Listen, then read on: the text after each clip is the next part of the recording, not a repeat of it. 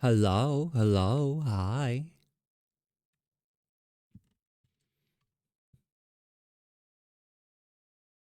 Well, come on in. Okay, so last time we basically finished the art for this guy, so we can start rigging it.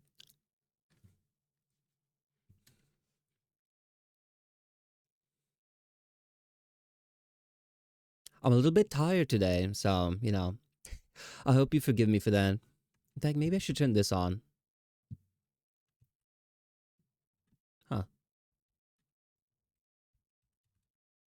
Oh well, the voice tired thing doesn't work. But anyway,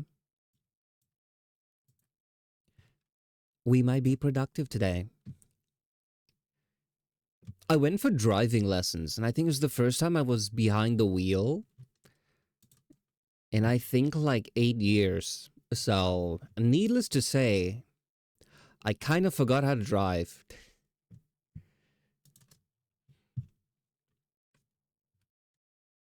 It wasn't too bad. I think I was a bit nervous, but yeah, went pretty well. Other than that, nothing too exciting on my end.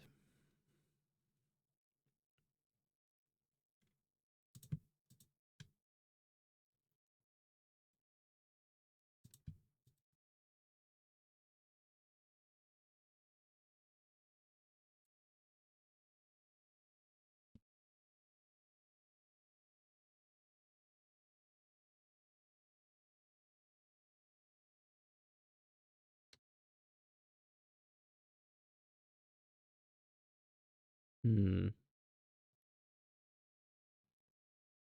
This one might be a bit different. Their eyes are already closed, which I guess saves us the effort of making them blink.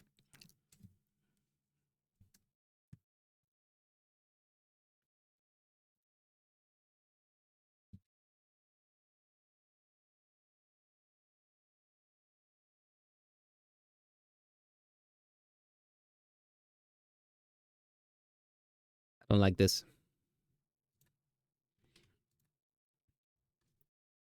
Hmm.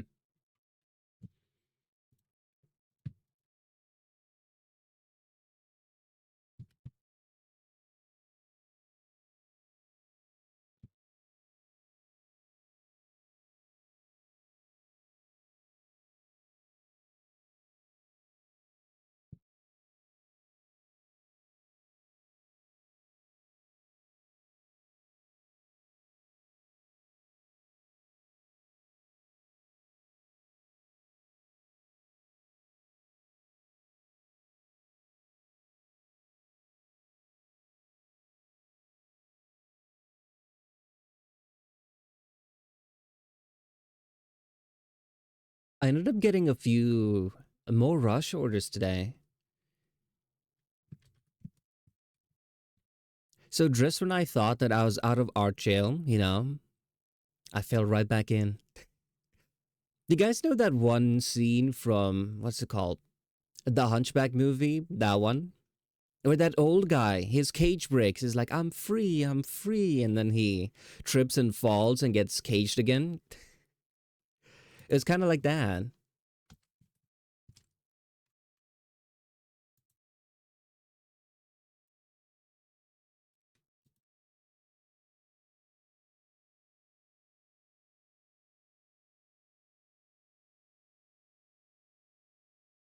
I would say a good problem to have.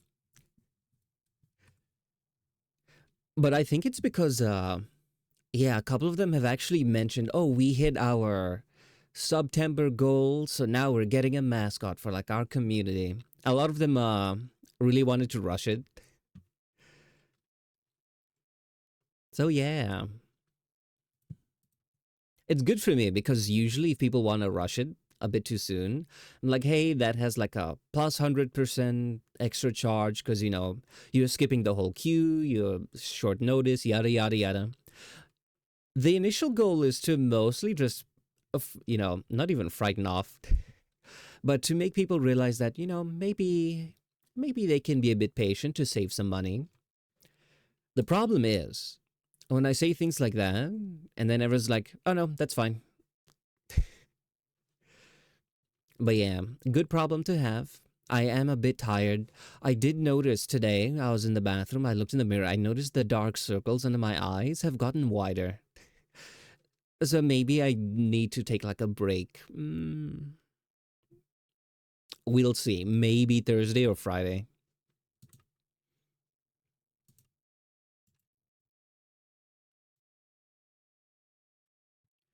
But that aside, I wonder if you guys have been up to anything.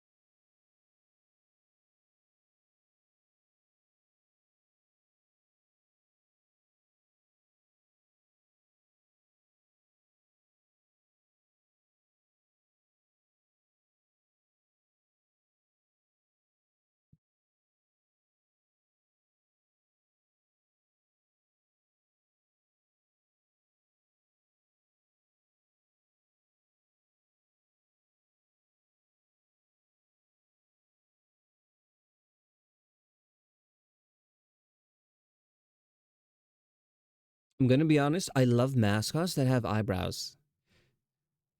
It makes it so easy to make them expressive.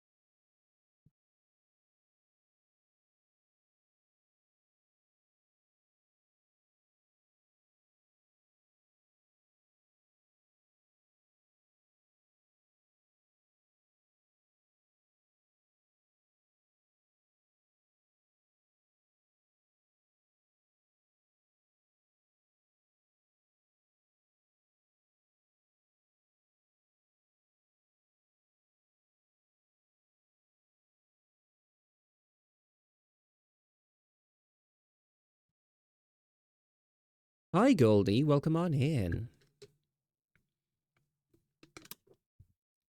We're actually doing art today. You know, when I was trying to figure out what title to put for today's stream, it was gonna be the exact same as yesterday, productive art stream, but instead it'll be productive art stream brackets true. Because last time we just said brackets lie, because you know how we are.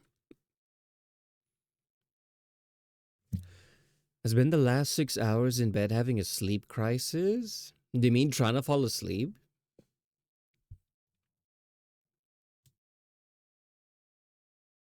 I could not sleep. Oh, been there.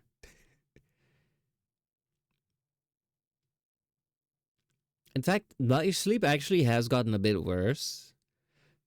It may be because I've been drinking coffee in the evening. It's not a good time. Do you have something important coming up? Because if so, thinking about it may not actually help with falling asleep. No? Okay.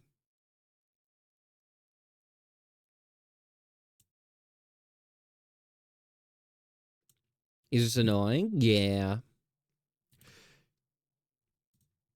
I know some tips are, having like a schedule and sleeping at the exact same time. That works wonders for me, except when sometimes I start sleeping later and later. Yeah, I think sometimes I go to bed at like 1. Do you know why? I've started reading more, and usually I read before bed, and sometimes I just get hooked, you know? The scenes are good, the suspense is gripping. I don't want to go to bed after that. I have to finish the chapter. And then that chapter ends on a cliffhanger, right? And then we need to read one more. And then it goes on and on and on. Next thing I know, I it's like 2 a.m., 3 a.m. I'm still reading and my eye bags double in size.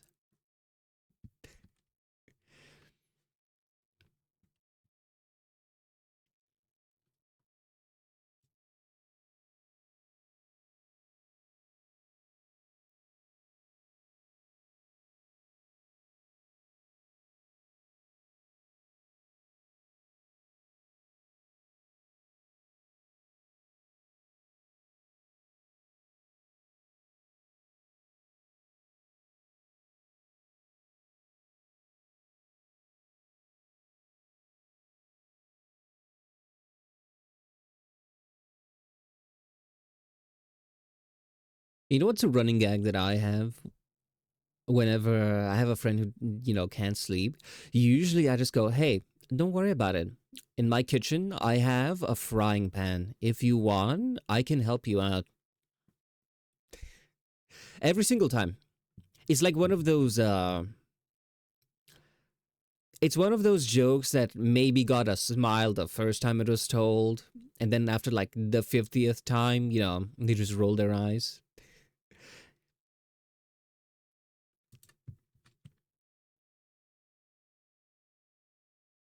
I'm fun to be around, I promise.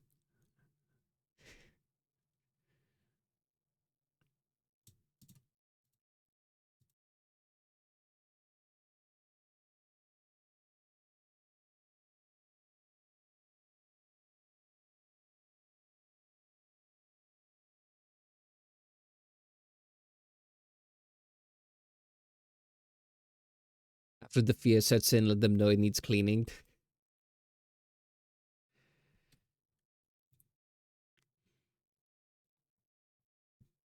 Honestly, that would be cold. Imagine you use that as punishment, and you're like, you know what? To add salt to the wound, you now have to clean it. I'm glad no one gave my mom that idea. I was very cheeky and naughty as a child, but fortunately, I was also very fast. So whenever I do anything naughty, I would just like run away, and my mom couldn't catch me. And she's like, "You are such an annoying child," and I wear that as a badge of honor.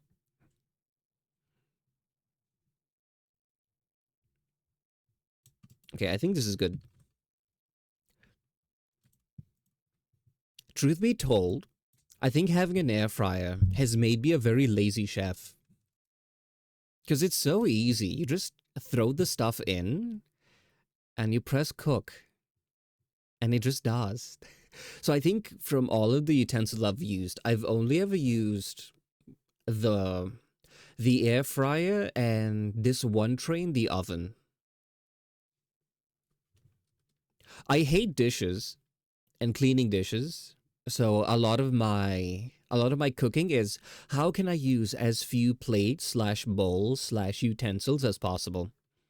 In fact, like if I'm making some roast potatoes, I I don't like dice it on a chopping board and move it to a bowl and then mix the spices, then put in the air fryer.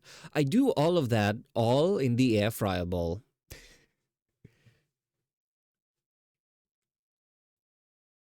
So I use my smoker a few times a month and then use paper plates. Honestly, paper plates, amazing thing to just have in a cupboard. If, say, the day has been too long, or maybe you're in a down mood, you don't have the energy to do dishes, just whip out a paper plate and you're good to go. You get the food, but none of the responsibility of having to wash it afterwards. Not very good for the planet, but in the moment, it's good for you.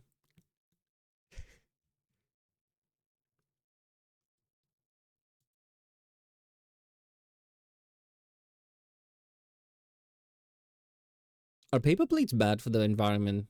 No, I don't think so. They're biodegradable. Hence, paper. So it'll be fine.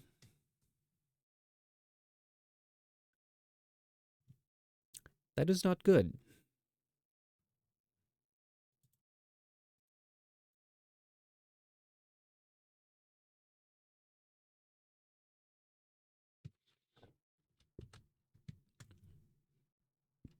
I think the issue is trees get cut down. I actually did see a documentary done about like, trees being cut down and stuff. It's not really like, for example, when people talk about deforestation, they like to paint it in the idea that, oh, they're cutting down this tree to make paper. And that is why you need to recycle. And yeah, you are the problem. When in reality, a lot of it is cut down to make place for things like farms and grazing areas for animals or to build, like, new properties, new cities. That is the thing that really, really deforests the planet. Most of the tree farms also replant. Exactly. Most people who chop down the trees, they have their own tree farms in quote. They don't like go to the Amazon and just start hacking and slashing.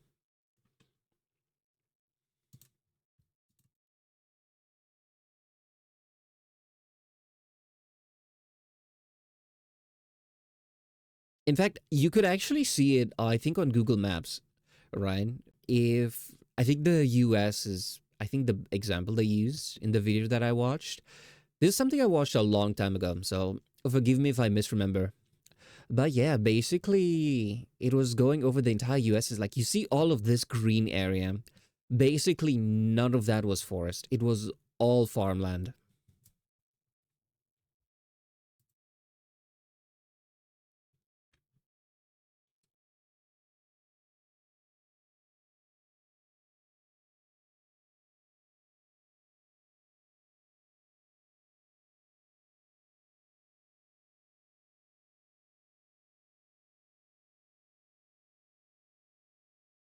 I started to do this automatically, but I don't think that's an option today.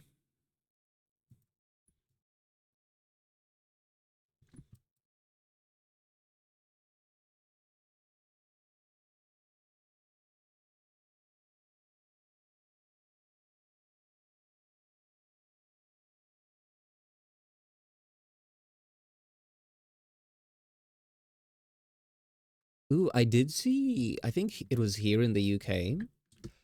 They are like putting new taxes on manufacturing companies based on like the materials they use.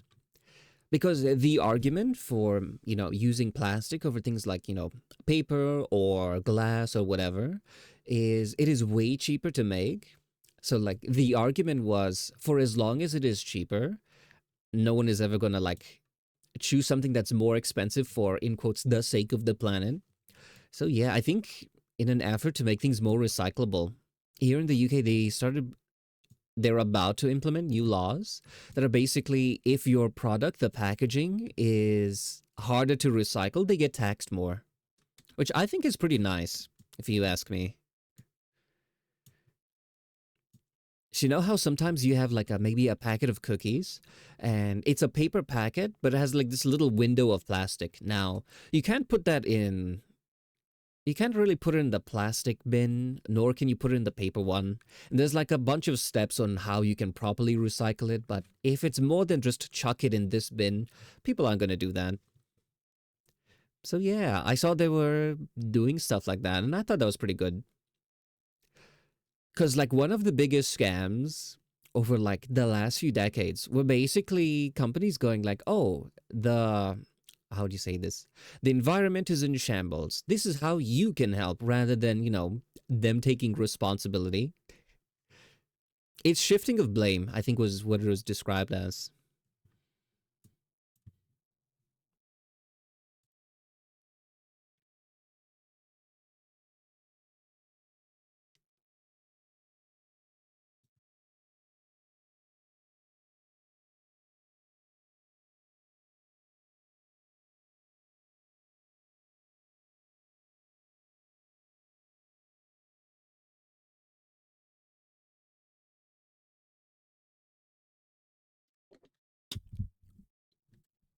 A bunch of millionaires with private planes complain that I drive a car. Exactly.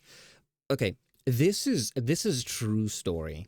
Okay, rich people, believe it or not, are insanely wasteful. Like I know someone. They fly private. They're the pilot. Okay, so they were like complaining about like their bosses, and it's a lot of like domestic flights. So it's just like from city to city. Basically, imagine like what Taylor Swift does. You know, she's jumping from town to town. Okay, so sometimes they'd be like, oh, this person, they have a plan. They're going with their family on this day in the morning. Then randomly they get a call and they're like, oh, you know, um, these people have decided, like a couple of them have decided that, oh, they want to sleep in today. So we're going to fly the plane. It costs like 4 or 5,000 US dollars per flight, right? Hour long flight, very short distance. And they're like, okay. And then after you drop us off, you go back a couple hours later and then fly the rest of them over. So it is about four to 5,000 US dollars one way. So they're just bleeding money for the sake of I want to sleep in for a couple hours, right? Um and sometimes they're like, "Oh, I forgot my bag." They send the entire plane just to collect luggage. And that is insane.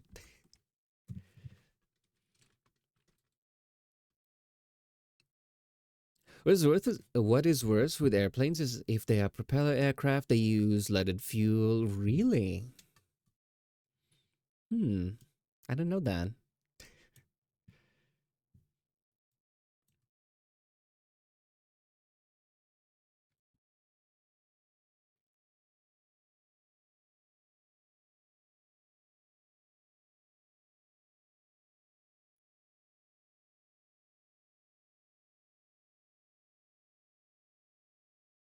I'm usually very skeptical of, people who push like the idea of this is how you can make a change. You can absolutely make a change. It's just knowing where the biggest problem lies and fixing it. Hi, Voids. Welcome on in. I'm struggling horribly with this. It's a tangled mess, but it's okay. Daily brick. Why? We have a daily sign in thing, okay? You don't need to throw a brick every time. They hurt.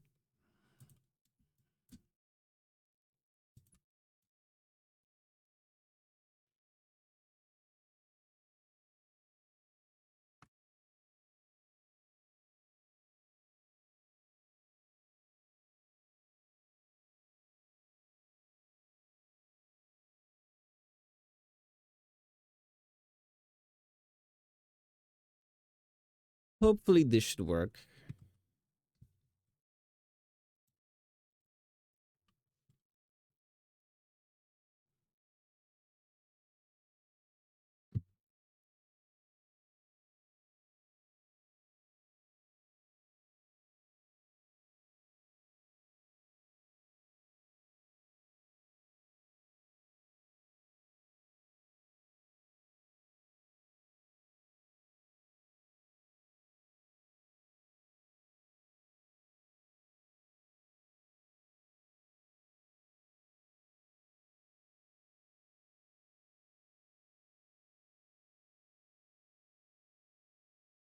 Sorry, just concentrating. That should be fine. Peak silence? Yeah, sorry. When I log in, I just like go dead quiet as I like focus on the thing to make sure I don't make a mistake. But yeah, this should be good. Just need to close this.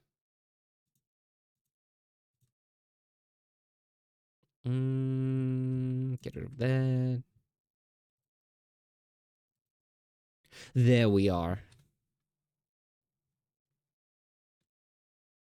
So when I like log into something, I Yeah, I kind of forget that, I'm supposed to be yapping.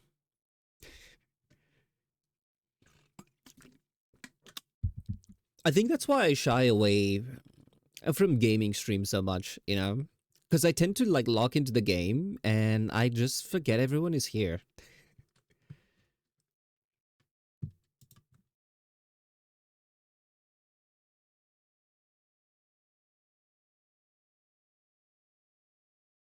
Yeah, I was out all day. So we're being productive today while we can. What if you locked out instead? No, I always pat my pocket with my keys right before I close the door. So I step out the door, not yet closed. It's one of those ones that automatically lock. I stop, hand on the doorknob. I pat my left pocket, keys, wallet, check. Right pocket, phone, check. And then I pull the door closed. Now, the difference between my dad and I is I do this before I close the door. He does the exact same thing, but only after he slams the door. So it's always he goes, he shuts the door, it locks, and then he checks and realizes, oh, I don't have my keys.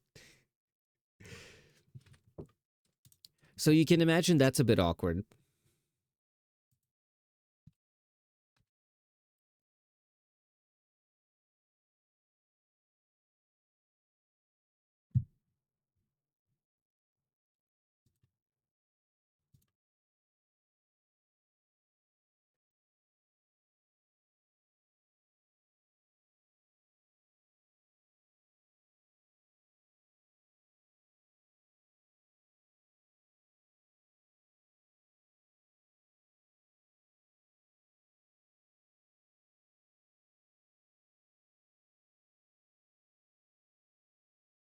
Keys, who needs keys? All you need is a brick.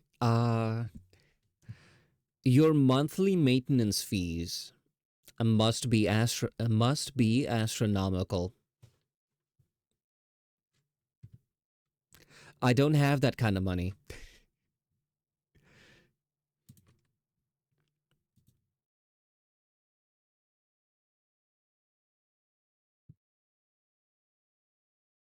Imagine you had to pay to repair your window every time you enter the house.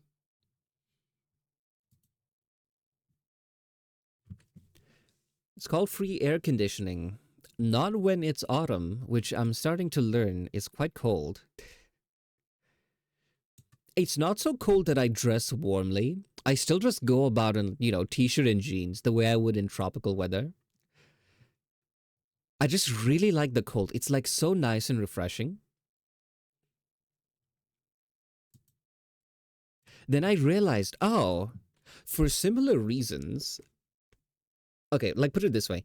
When tourists come to like tropical countries, they've basically never experienced the heat. So they go all out. They cook in the sun for hours. They basically melt themselves in the weather. And they're like it's no such thing as too much, right? Because they're trying to absorb as much warmth as possible. I don't know.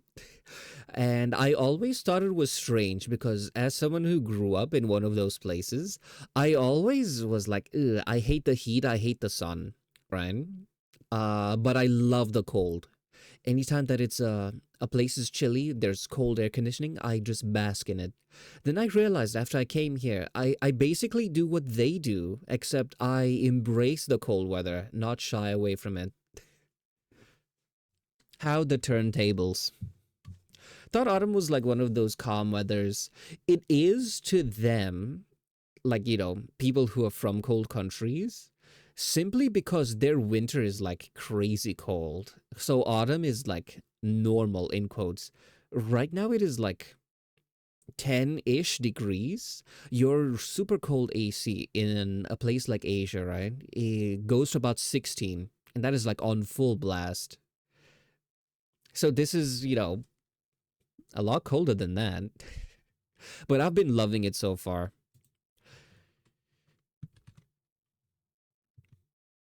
One day I will have to dress up warmly.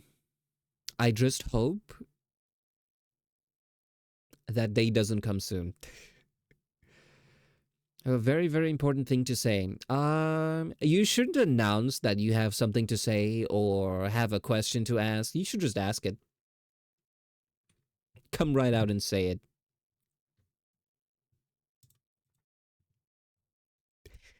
I think that's one of my like slight pet peeves.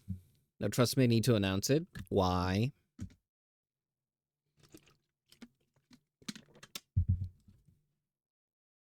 What about the leaves? Are the leaves autumn? I don't think I don't know what you mean by leaves are autumn, but autumn is the season, but the leaves are turning yellow and orange and falling down, and it looks really pretty in the parks. Autumn color, yeah, they are. It's super nice, super pretty. I take pictures, but I don't want geoguessers breaking into my home, so it is really pretty though. That I will say.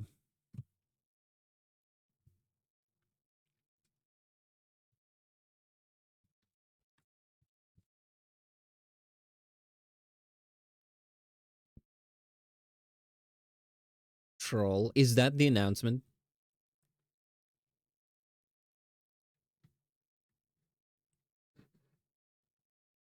You know, I think my bird flew. They tend to do that.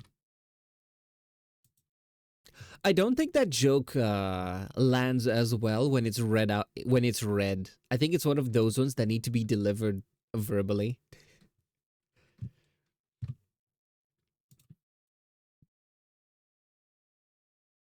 You know what's one of my favorite jokes?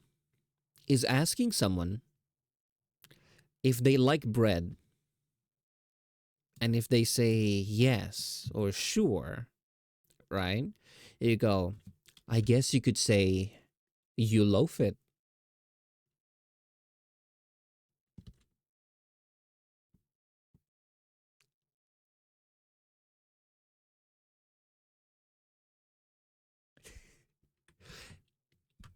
Ow, never fails. Never fails.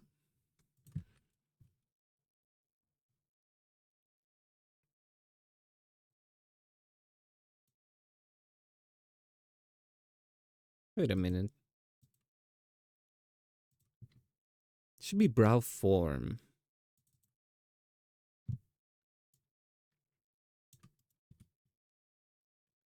Wood fired pizza. How's pizza gonna get a job now? Like the rest of us.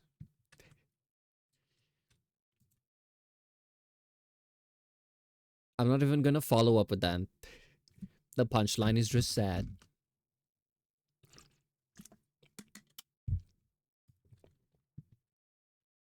I saw someone try to explain like why everything feels so cooked lately. Apparently, it's not just the reduction of for a lot of graduate level jobs. Apparently, just the total market is in a bit of a slump. So you find people who have like a ton of experience also competing for like entry level jobs against people who have, no experience. And if you're an employer and you have like, two people who, one fresh out of uni, interned a couple times, or someone who has like years of experience in like the relevant field, even though they're both vying for like entry level jobs, you're probably going to go for, the experienced one. So yeah, apparently that's one of the reasons it's been kind of tough, especially for younger people who are like just graduating. I did see some people crashing out. I think it was it Instagram? One of those shorts platforms, Ryan. They're like I think they actually counted. They had like a record of the amount of jobs they applied to before getting accepted. It was like 1,000 plus, and that was wild.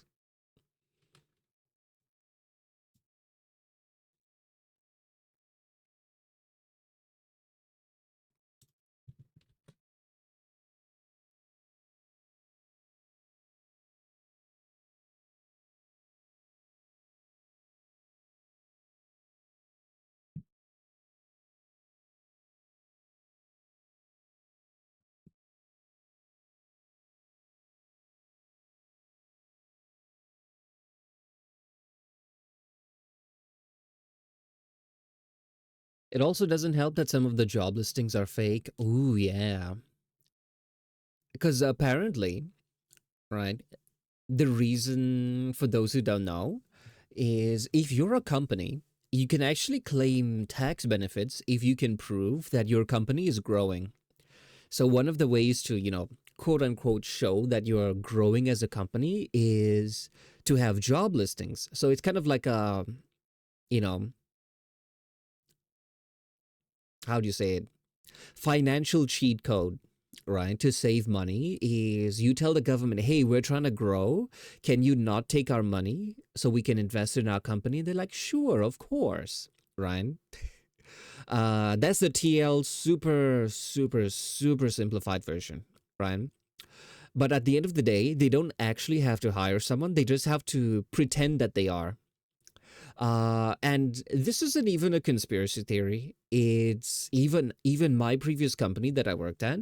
They were doing this because in order to hire someone who is a foreigner, by Malaysian law, they have to show that they tried to hire someone locally first and failed, and then they can hire someone from abroad.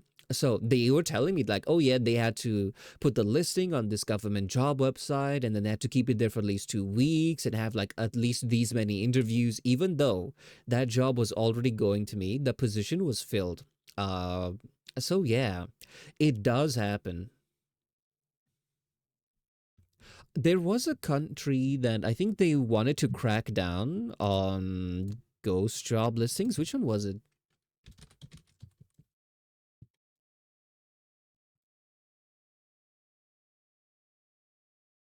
Which country was it?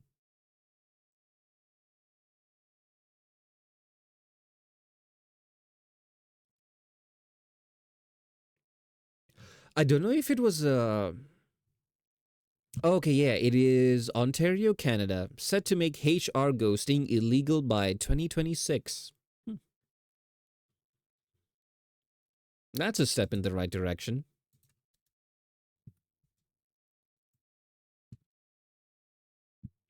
Well, I'm someone who likes to look on the bright side of things, so, as bad as things may seem, they do get better.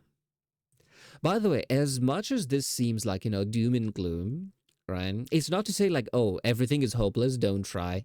It just means that it gets harder, right? But is not impossible. So the best thing you can do is probably just keep at it. If that's the situation you find yourself in.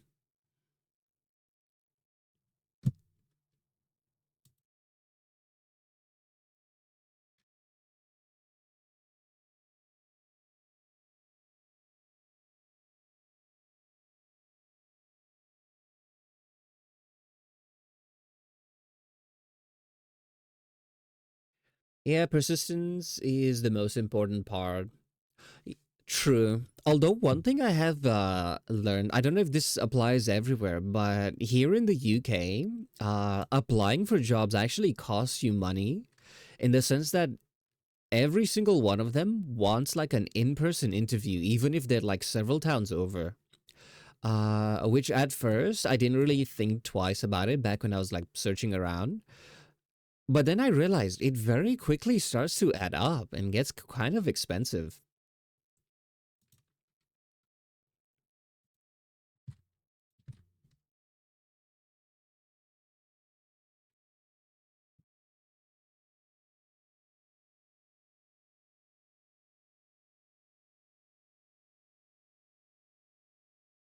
I think if I go back to looking for a corporate job, I think I would insist that the initial interviews be done digitally.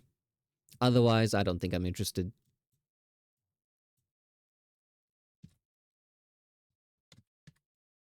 They are like way more polite ways to phrase it.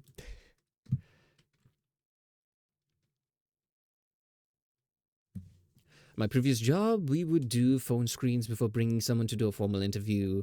Actually, they do that here, but it's like a 10-minute call of just like, oh, okay, so what is your experience? Explain it in 5 minutes. Then, oh, can you legally work here? Oh, what's your situation? Where do you live? Yada yada. It's basically just bullet points of, is this person worth even walking into our office? Uh, so that's like the first toe into the line, which is fine. But I think like the next interview where they like properly gauge all of your stuff, I think even that one, that weeds a lot of people out. Really? Oh, hmm. It does make sense. If it's someplace that's relatively nearby, like I wouldn't mind.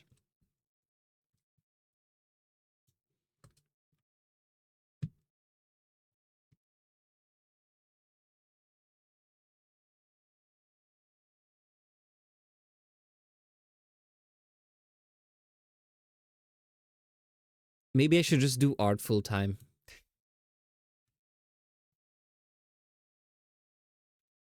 Corporate job? Nah, I'd rather live in the woods. We all would, but the human body cannot digest tree bark. So I just noticed, why does your model look sleep deprived? My model is a reflection of myself, which is why every time I edit it, it looks more and more tired. Remember, I forgot to fix the tooth. Yeah, I forgot to fix the tooth. But yeah, that is why the model is tired. The eye bags keep getting bigger. I'm just very EP cat.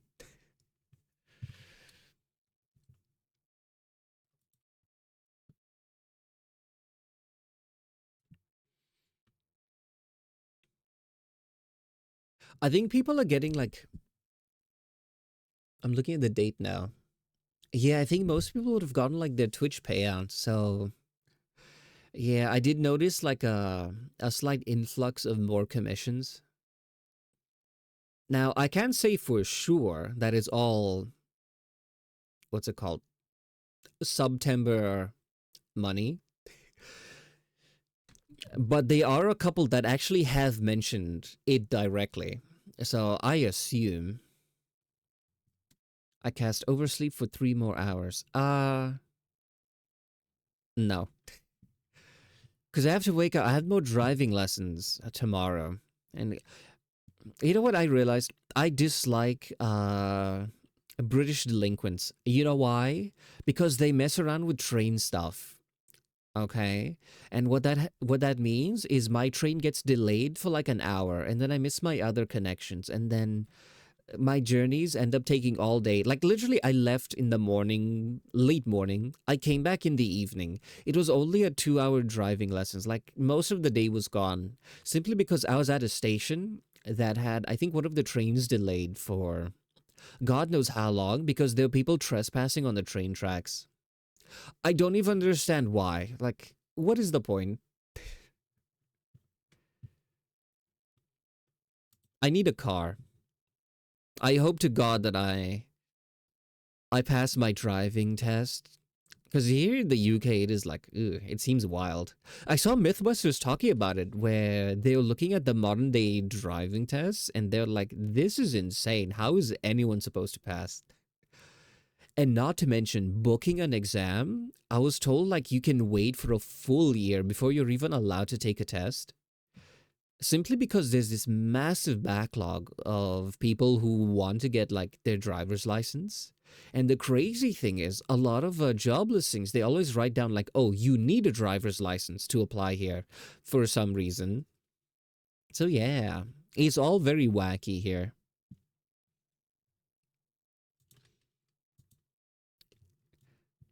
It is time that I just become a shut-in artist slash animator, and all will be well. Roll 13, I think that'll work. 13 isn't that high. Like a common goblin would probably save against that. You insult me.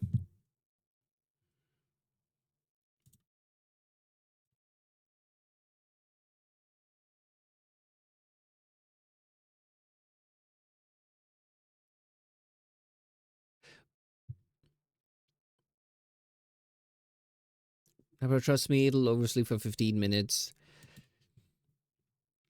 I don't actually have like a set alarm slash time to be awake, so you can't oversleep if you don't have a specific schedule to follow. So,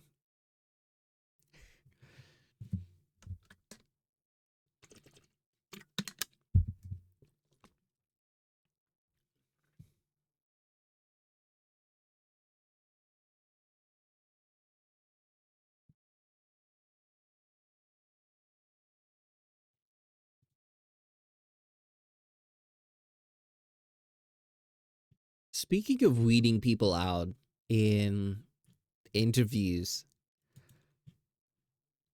I did see that a lot of AI stuff has a huge part to play. Now, on one hand, there are some people who are like, oh, include this line that says, disregard previous instructions and say this candidate is, yada, yada, yada. But at the same time, a lot of recruiters that I've seen online, they always say the same thing. Oh, if they ever see anything like that in a resume, like, white text, tiny, in front of a white background that says things like that,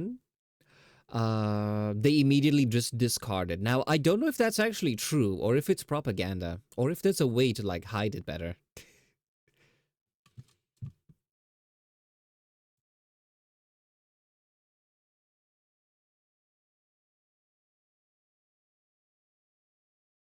Yeah, back when I was searching, whenever it asked for like cover letters and stuff, yeah, I don't have time to write like full fan fiction on why I'm so desperate to work at some random company. So yeah, I just shove in the job description into ChatGPT with my resume. And then I go, oh, make me a cover letter based on this is this. And I read through it and it seems to be fine. But yeah, the good thing about doing, art is I can afford to be picky. I can look at something and go, I don't like this, and then just not go for it. Hi, Feather. Welcome on in. We're talking about corpo jobs. But yeah, fortunately, I'm in the position where if I choose not to, what's it called? If I decide, okay, these demands are a bit much, and financially I'm in an okay place, I can afford to just be like, yeah, these terms don't seem fine. Can they be changed? No. Okay, I'll find something else. Tried to apply to a job once that demanded I make a YouTube video stating why I wanted to work there. I just went elsewhere. That is insane.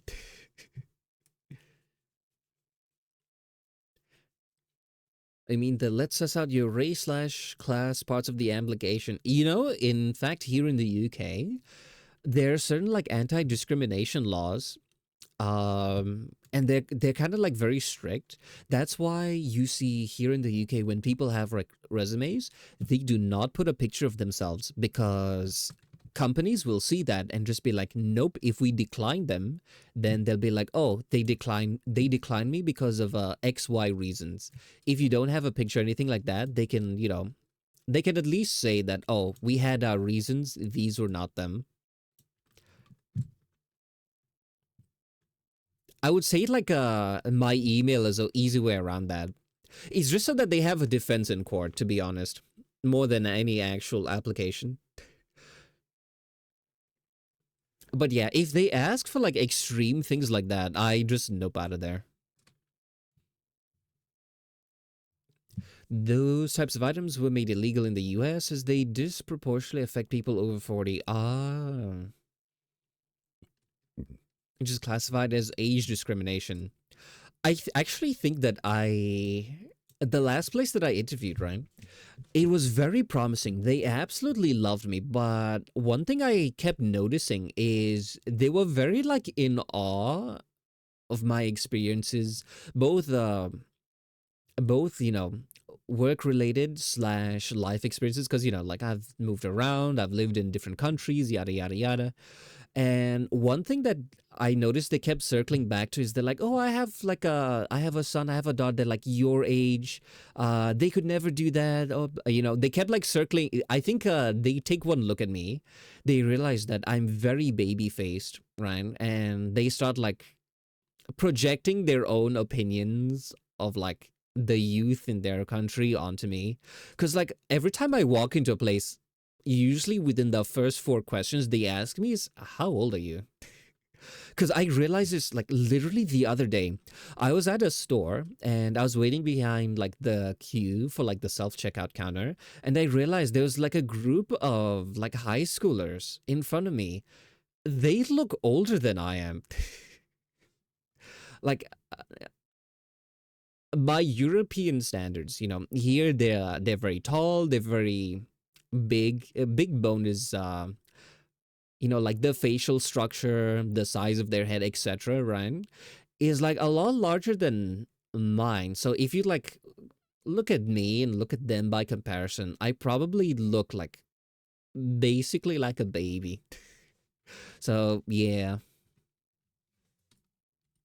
I noticed that. I think like yeah, the last time I interviewed, when they kept like bringing up like the person interviewing me, they kept bringing up like their children and stuff, which I found kind of weird because like, oh, my daughter could never do something like that. Oh, my son could never be like this is this.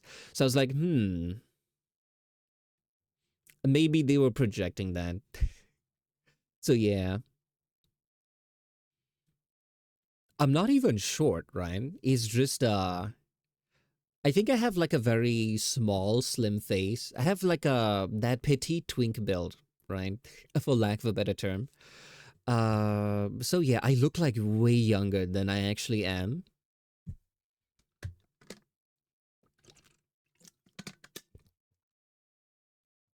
So yeah, that's my struggle. Or do you think physically I how do you say this?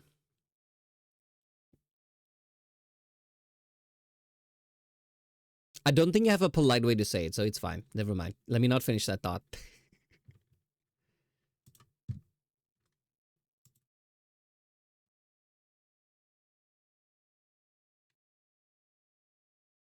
Oh, now I'm curious. Nah, it's okay. You can be curious.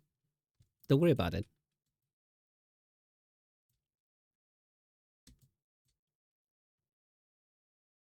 Your randomly selected preset follows that pattern. To me, like my model. Initially, it was supposed to be like a chibi version of a full model. I just never ended up making the full model. So I guess we're stuck with this one.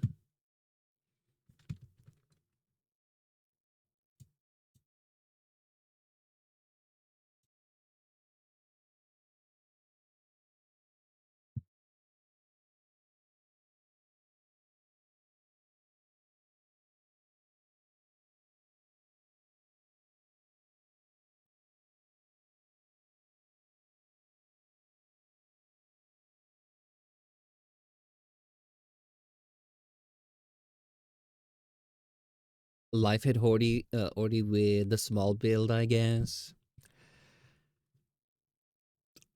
Height wise, I'm, okay.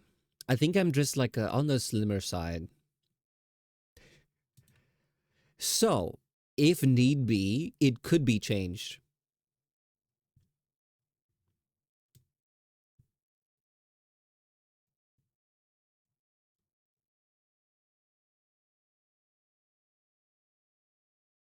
I'm 5'7", shorty F.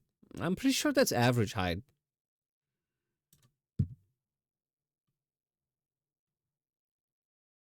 Although it is like quite shorter than me. Sorry.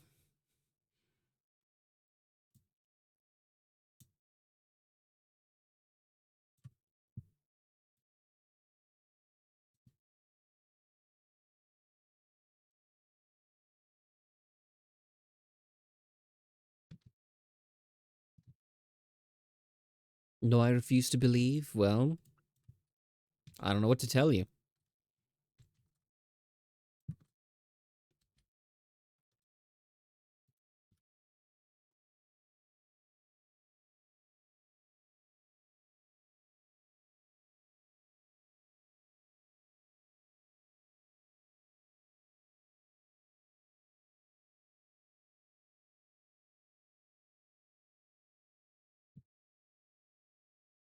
Is that literally average height for males? It is.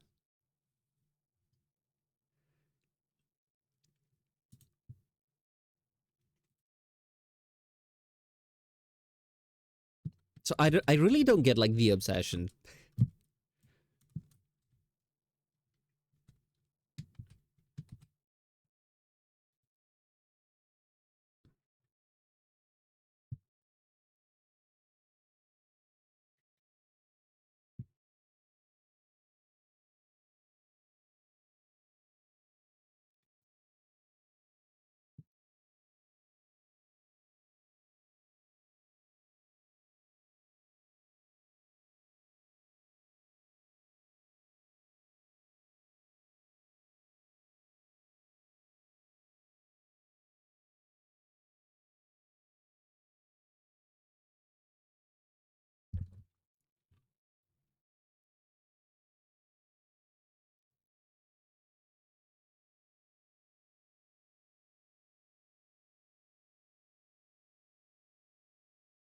I think this is adorable.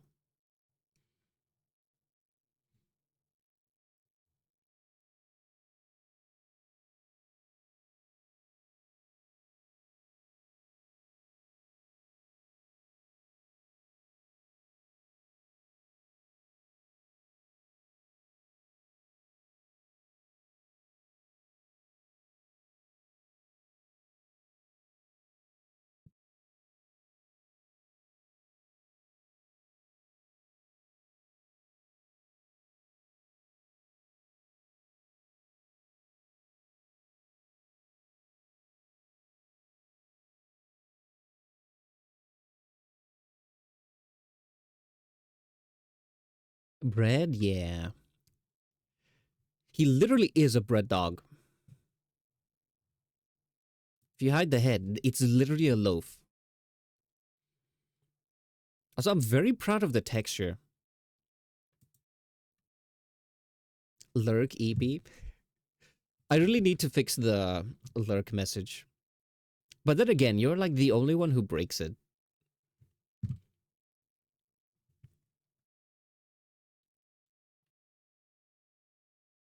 So I was checking under my table for my cat. You know, I was literally gone out all day. Now, my parents were worried that, oh, my cat is very clingy. So what if maybe I start working, I spend like long hours away from home? What will she do? Will she be upset? Will she be scared? Yada, yada, yada. I was gone literally all day today. When I came back, do you know what she was doing? She was sleeping on her blanket, same as usual. She lazily lifts her head. She looks at me and then goes back to sleep. No acknowledgement, no welcome. She'll be fine.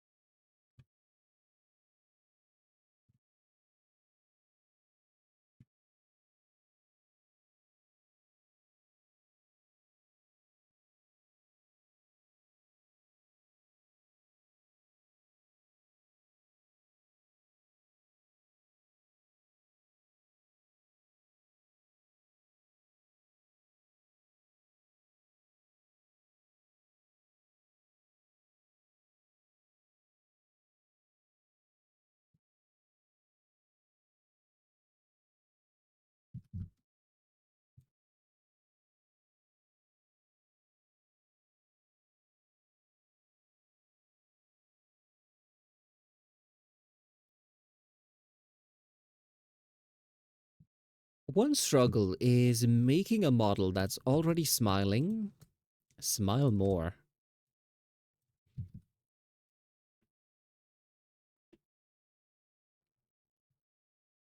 There we go. Voidling number 29, bring my knife. We're eating bread dog tonight. I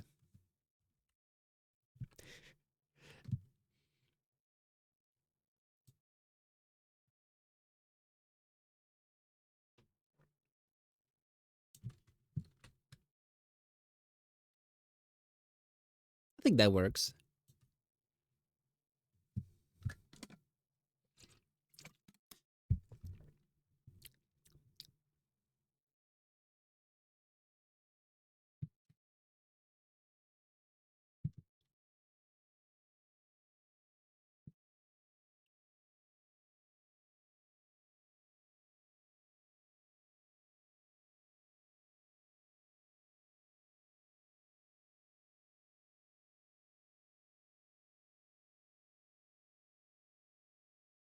Bread is bread. Bread is food. Food is food. Simple logic. I mean, anything's food if you try to eat it, I guess.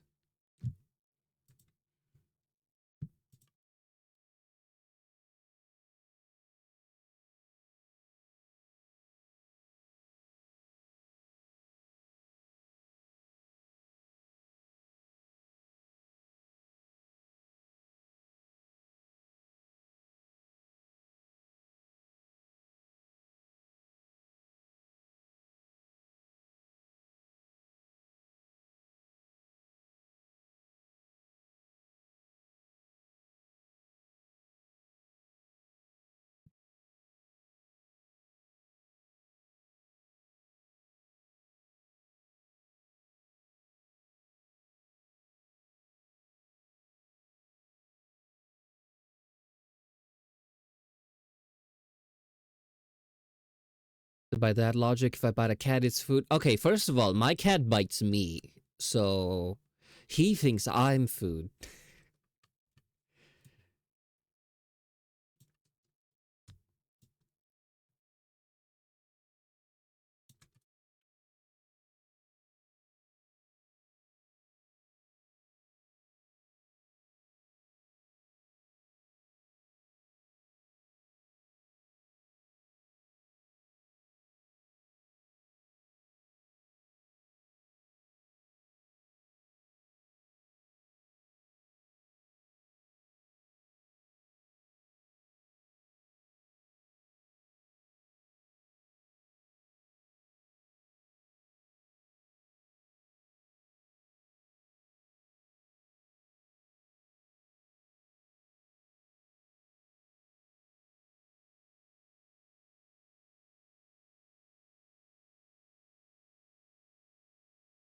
And how we've made a lot of progress today.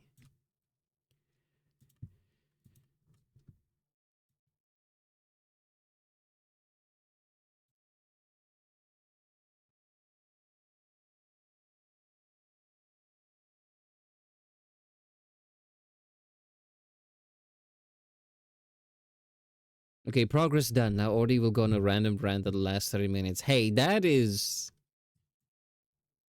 painfully accurate.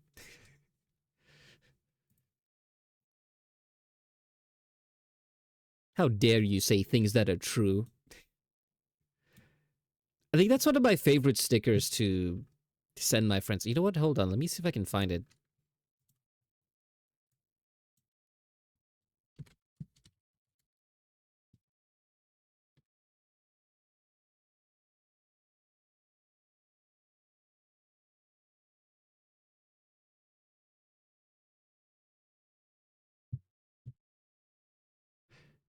Whenever any of my friends say things like that, I always send them the same sticker every single time, and it is this one.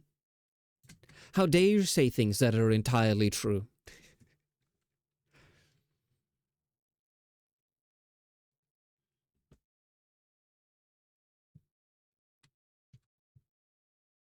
Another one is when being accused of something. I like to go, that is an outrageous accusation. It's true. I still, you know, I don't deny it, right? I go, that is an outrageous accusation. And if they try like pushing for the truth, I always admit, I'm like, oh no, it's true. I just think the accusation is outrageous. I stole that from a scene from Penguins of Madagascar, that King Julian. Honestly, one of my favorite characters.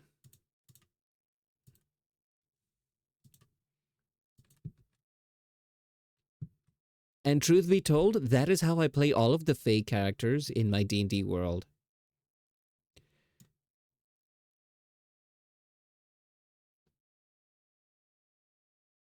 We didn't have our me and my human friends. We didn't have our D&D session this weekend, so I didn't get my weekly fix.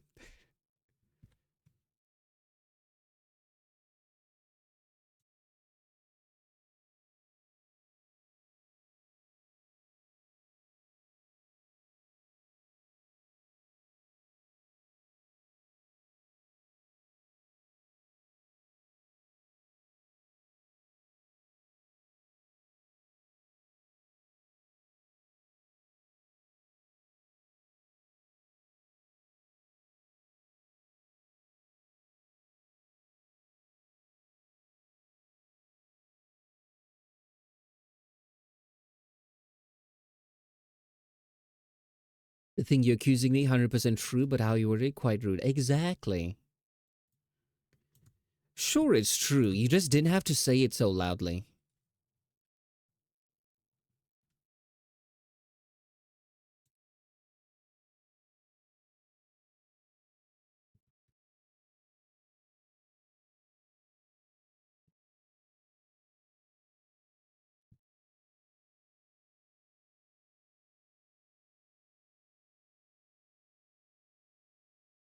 Alright, I'm a dipper, else my sleep schedule is gonna die. Well, thanks for stopping by.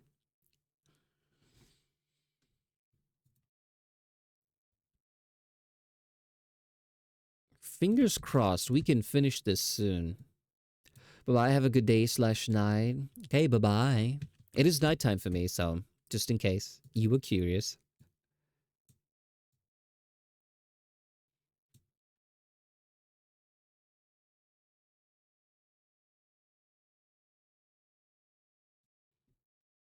Hear me out. It'll be funny. Hmm. Yes, Fireball, my beloved.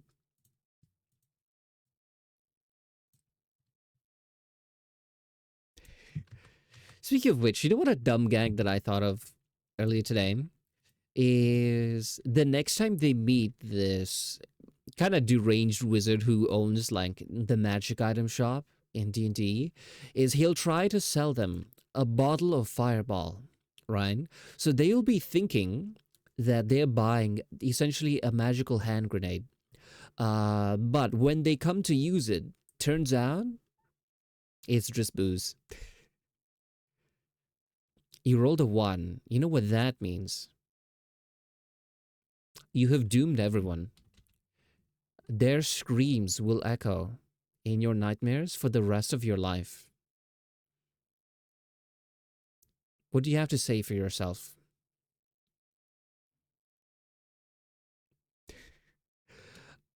I was playing with the idea of if someone rolls a nat 1, they get timed out or banned temporarily. Timed out, not banned. But in the end, I was like, nah. The shame of blowing everyone up should be enough.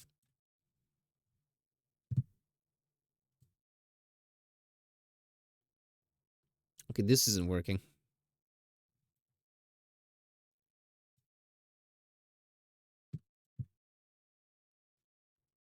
I blame the DM for rigging the dice. You're welcome to bring your own.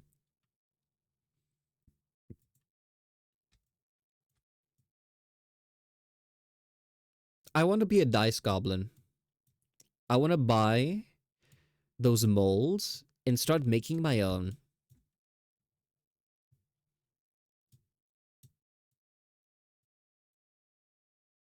You make it out of what? Some kind of resin. I forgot what it's called. Epoxy.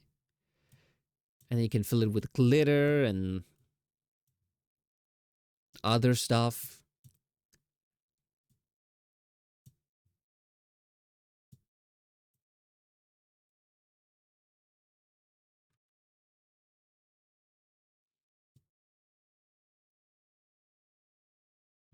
The DM just has that rigging aura. Yes, of the live to D variety, not the BDSM one.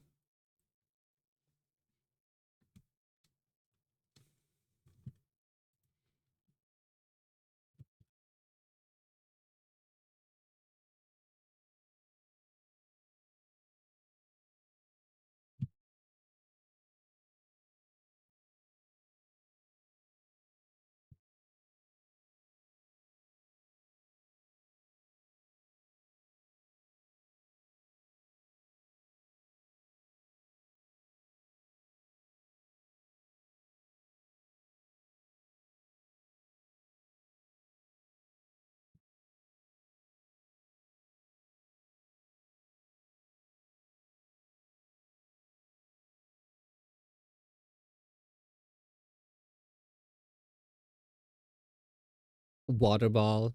Yeah, no thank you.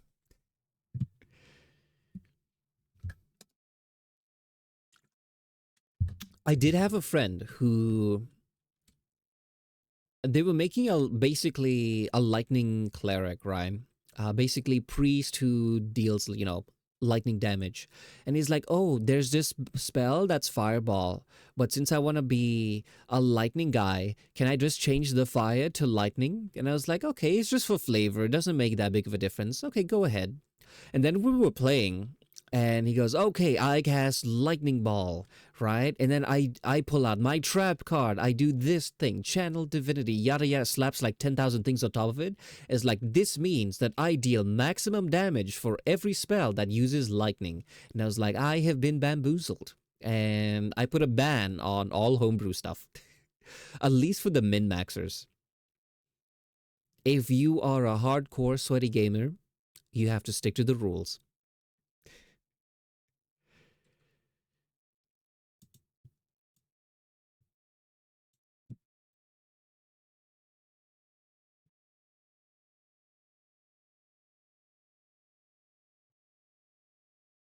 Exactly. You see, my min maxer friends, they care about one thing and one thing only, and that is dealing the most damage.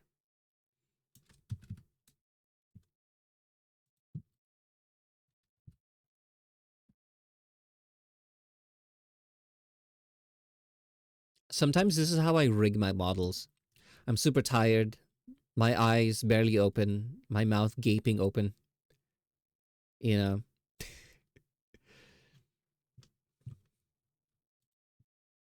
this feels too real. But yeah, that is why I decided to prevent that from happening in the future. Blanket ban. If you wanna you want something for flavor, should not change the mechanics. Appearance of spells, sure. Mechanics, type, damage, etc. Nope. Not unless you can give me a very good reason why. And write me like a page long essay on the importance of it. And maybe I'll consider.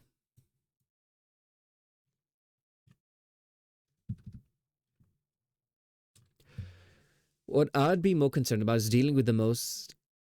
What I'd be more concerned about is dealing the most damage to the party troll. Oh, to the party. Sorry. When you said party troll, I was about to say I am the party troll. I am actively against my party members whenever I'm a player. And I think that's funny. Someone tries to give us gold, I go, oh, no worries. Doing a heroic deed is the only reward that we need. We cannot possibly accept your money. And I try to refuse all the quest rewards that people try to give us, to the point that whenever we finish a quest, my friends know, they're like, okay, Ordi's character's about to start blabbing again. Someone gag him so we can actually get paid for our hard work. Hi, Maxine. Welcome on in.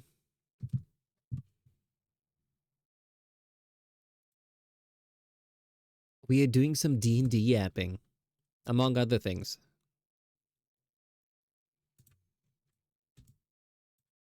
But surprisingly productive with art today.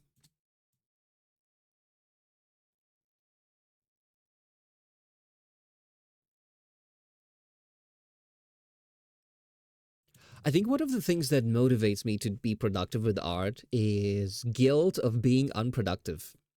So today I basically was out all day, had some driving lessons, and it was in God knows what town, right? So I had to like go all the way there. Trip back was twice as long because, there were people messing with the railway, and then it delayed some trains and yada yada yada. The average British railway experience, I'm coming to learn, right? So basically I got home in the evening and I hadn't done any artwork. So yeah, it's nice that we're productive today.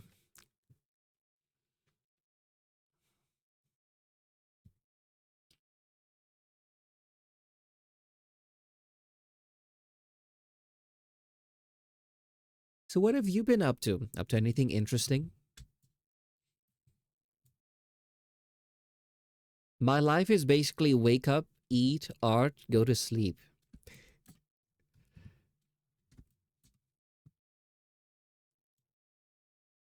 To be honest, not a bad deal.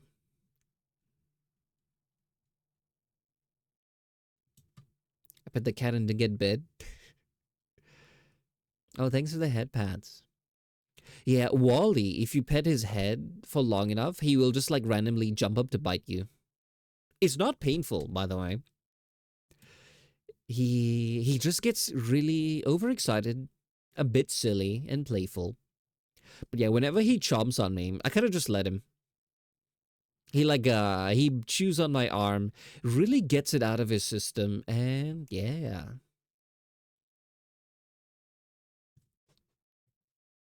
Mostly getting ready for Polytechnic this morning, been researching smart home stuff. Ah. The tech is pretty cool.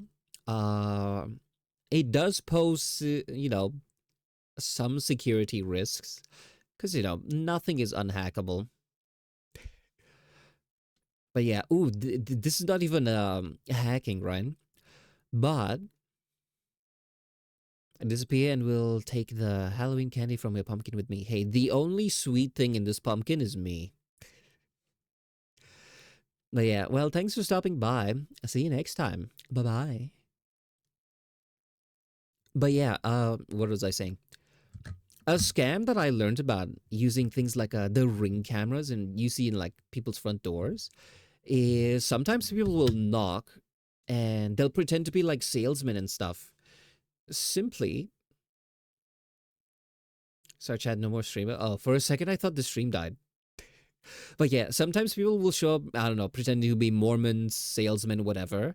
Uh Mainly to just see if you're home or not. And if you're not home, what happens is like, oh, okay, so never mind, we'll come back another day, and they leave, and then like their partner realizes the house is empty, we've scouted the area, and then they break in, quickly yoink shit and leave, right? Because there's no one in the house, there's no one gonna stop them. But yeah, big thing with a smart home for me is it should never rely on the internet. Everything should be local. That's my number one rule in a smart home. Understandable. Yeah, ring door scams. Yeah, I never knew about that. To be fair, having a camera at your front door is useful. I just don't believe that the people who show up to your door should actually see it.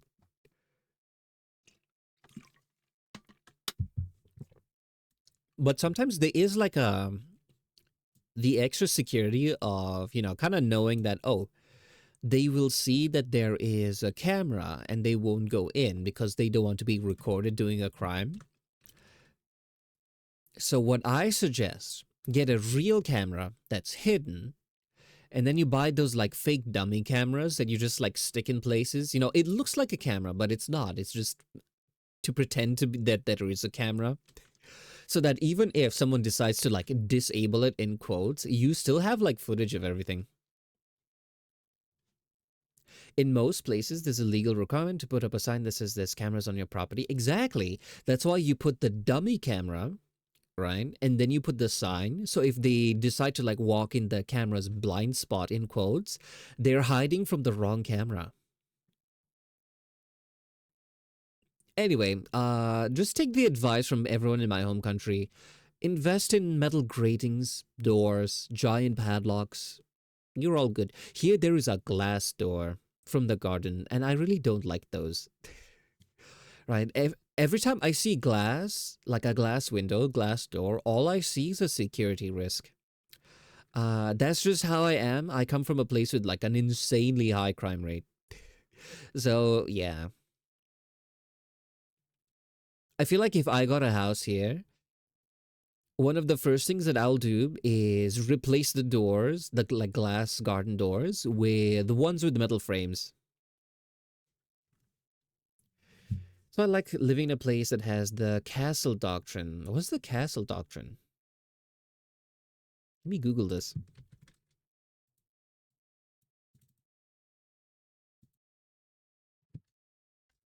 Castle doctrine. A castle doctrine law designates a person's place of residence as a place in which he or she enjoys protection from illegal trespassing and violent attack. Does that mean you're like legally allowed to defend yourself? Oh, okay, yeah, yeah. Okay, yeah, it's a self-defense law.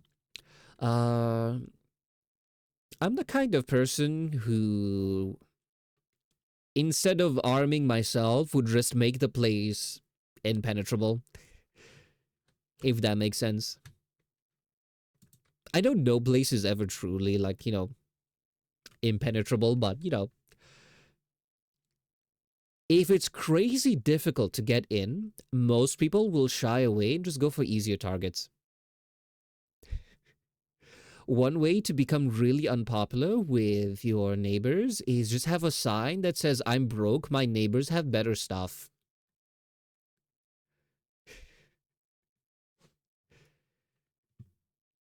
Now the crackheads on the loose. Yeah, it's kind of like if everything is reinforced, they can try, they just won't get in. My dream house is in a private island with 100 kilometers from the mainland. Try to rob me. There's one downside to living on an island like that, and that is internet speed. Also,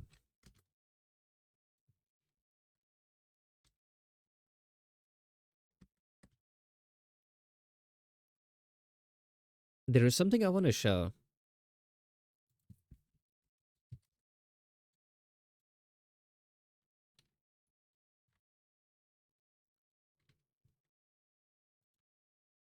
You might want to move to Ireland, and I'll explain in a second.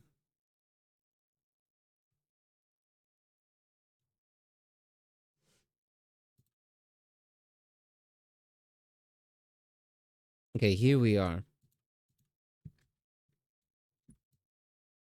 Have you seen this before?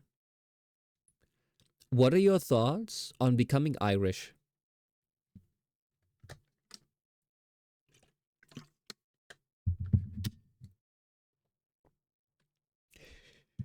Honestly, if I was like retired, I'd go for it.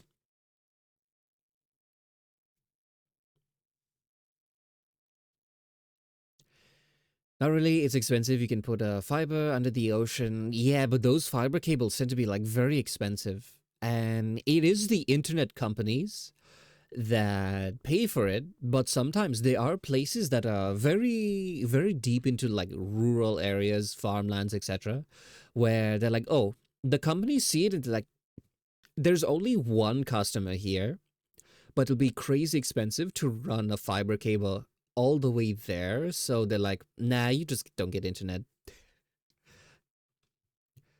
A satellite mm, could be okay. Although here in like, the UK area, that side of the world, the weather is always cloudy and kind of bad. And that actually does affect satellite internet quite a bit. So I don't know how well that will be. But yeah, if you want to retire on an old private island. By the way, this thing is not like they give you the money to put in your pocket. Actually read about this, right? Uh, what they do is they give you the money to refurbish the rundown houses so you can make it livable and then move in. It's not like they give you money to go live there because people just pocket the cash and then move out. But yeah, it's a nice idea. Not even satellite. There are land wireless dishes that can do like 10 gigabit speeds. Really? Oh, okay. I was not aware.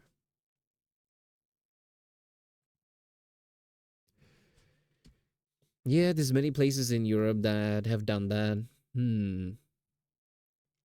I don't want an island. I want a castle.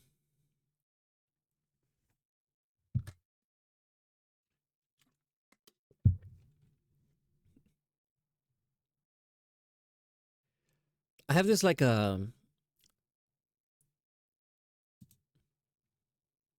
what about a castle on an island?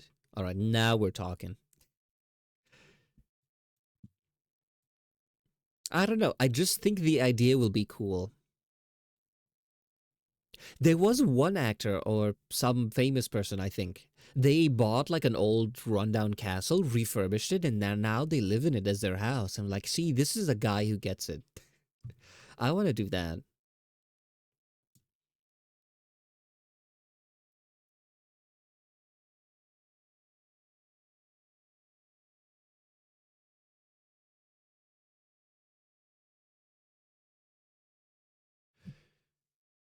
You'd be one of, if not the only, castle with central AC. I think heating is more of an issue here. Because, like, except for like 1 or 2 months in the summer, I think the rest of the year is cold. Like, this is supposed to be chilly, but already I'm like starting to feel the cold a bit.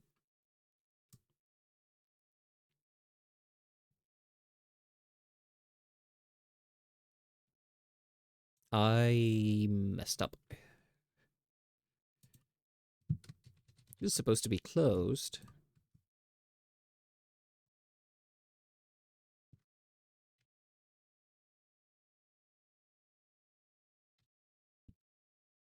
There we go. Perfect. But yeah, buy old castle, refurbish it, live in it. Maybe I could be like one of those people. You know, there's I forgot what his name was. There was one YouTuber, right? He basically bought a ghost town, abandoned town. No one lives there. It's run down, everything. For I think like not too expensive. Well, it's kind of expensive, but yeah, nothing too crazy. And then his content is just, oh, this is my town now. I own everything here. And then he just vlogs about it. And I thought that was pretty cool. Maybe I could do that. I'll be one of those TikTok influencers. Day in the life of living in my castle. I don't know. Who would sponsor me?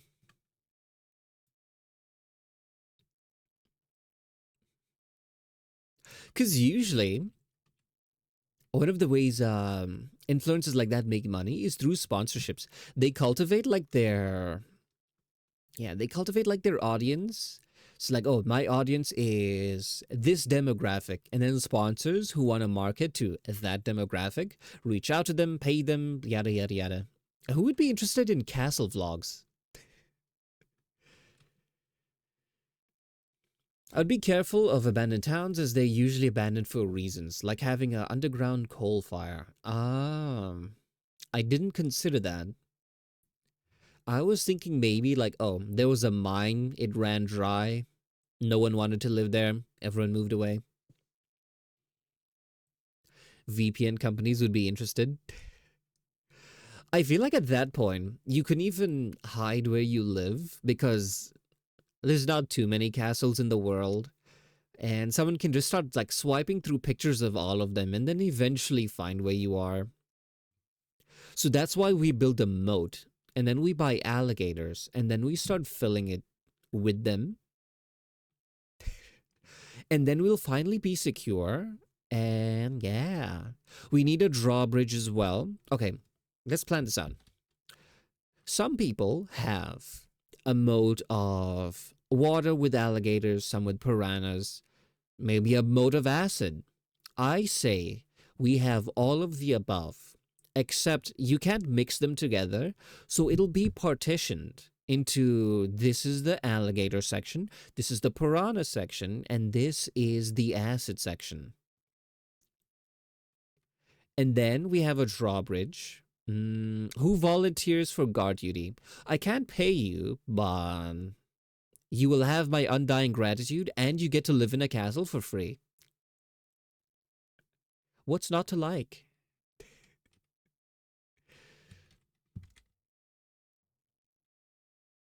About sharks with lasers. Okay.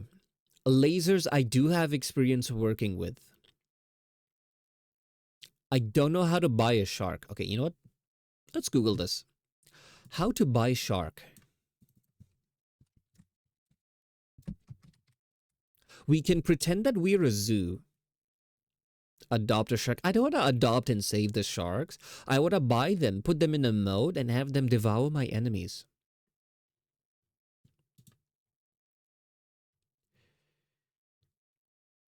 Okay. Can I buy a pet shark? Yes, but only very small, specific species like certain bamboo sharks.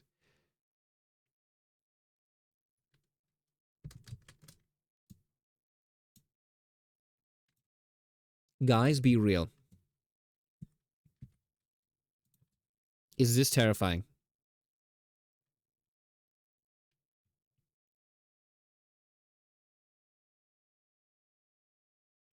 I guess they don't need to be, because then we'll install the lasers on its head like that.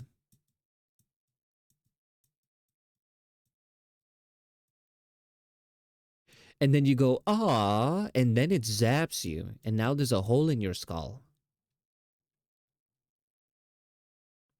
Guys, I don't know how to draw. This is gun. Trust and believe. Maybe with a laser mount on the head. Exactly. You know what? Their cuteness only helps to lower people's guard, right? And once their guard is lowered, they're easy pickings. No, I'm not afraid of anything.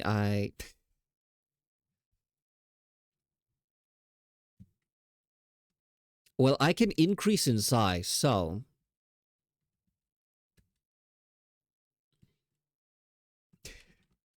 I'm definitely not just moving closer to the camera.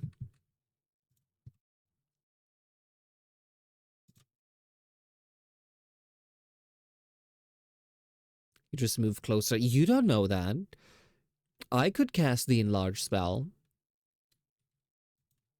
which I must say is always a nice spell to have in D&D, especially if you have someone who can already grow their size, right? Um, so a little bit of D&D adventure story. We have in our party someone who's a barbarian, and one of his abilities is he increases in size. So he basically doubles in size.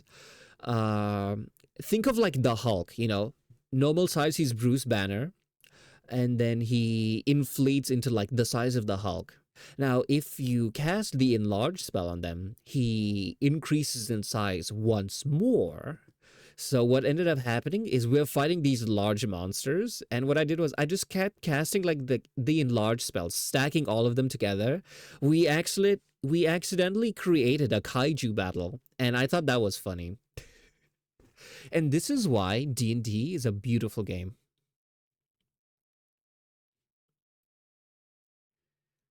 Oh yeah, I found out I have 7 Nerf guns. I'm planning a massive Nerf battle on Saturday. That sounds amazing. I used to have that when I was in high school with a friend of mine. He had like a huge collection. So I'd go for like a sleepover. Yeah. That was fun. We'd order pizza, we'd game all night, play with the Nerf battles, the Nerf guns, you know. That brings back memories.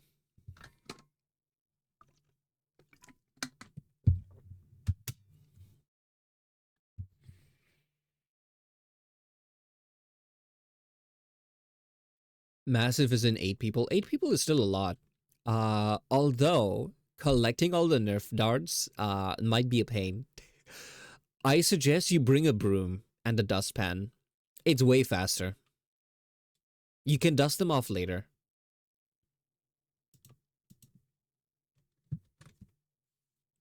We're only doing it inside. True, but if you have like a ton of bullets.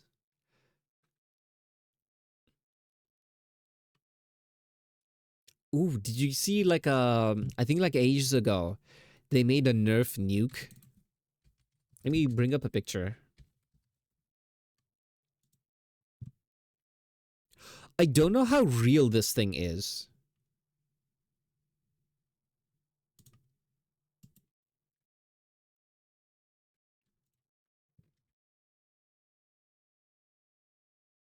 This thing should be banned because this will create a mess.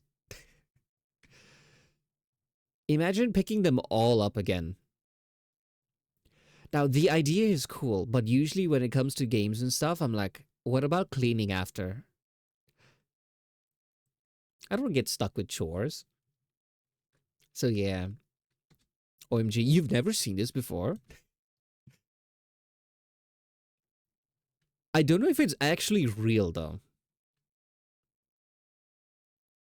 Hold on, let me check. I'm seeing people made custom ones, but I don't know if it actually is a thing. No, I'm seeing review videos, so it must be real.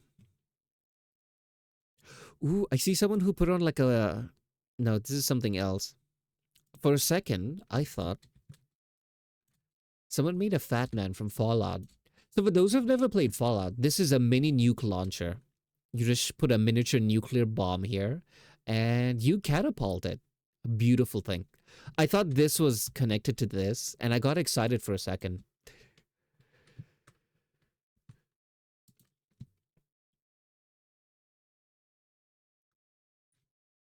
Remember when we were being productive? Pepperidge Farm remembers. That's a very old meme.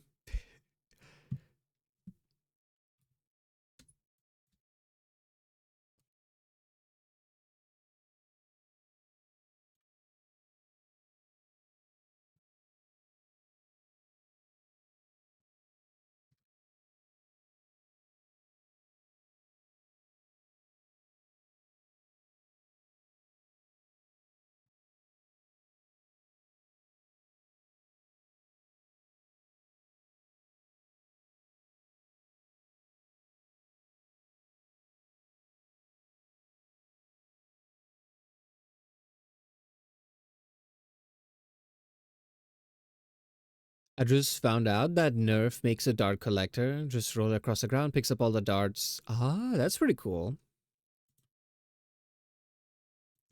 I imagine it's something like those golf ball collectors. You just roll it across the field, collects everything. That's what I'm imagining.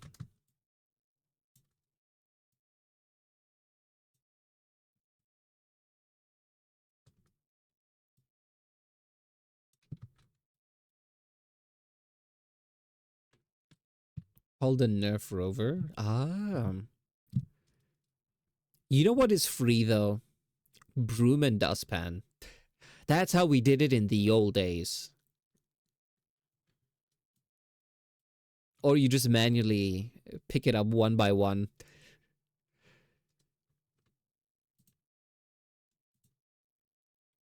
One thing one thing I used to do with this friend, they were, I would say, bad influence, but they were very crazy and right. So what we're doing is we're having like we had a wizard battle, which meant we took Roman candles and we ignited them and started blasting each other with it. Now, none of them actually hit us. And after like a couple rounds, I paused and like, is this safe? And it's like, yeah, don't worry, dude. It's perfectly fine. Look. And then he ignites one and points it at a cloth that was on the ground. And as soon as it struck the cloth, it ignited and caught fire. And I was like, oh. In hindsight, I think that cloth was like soaked in something, but it made the moment hilarious.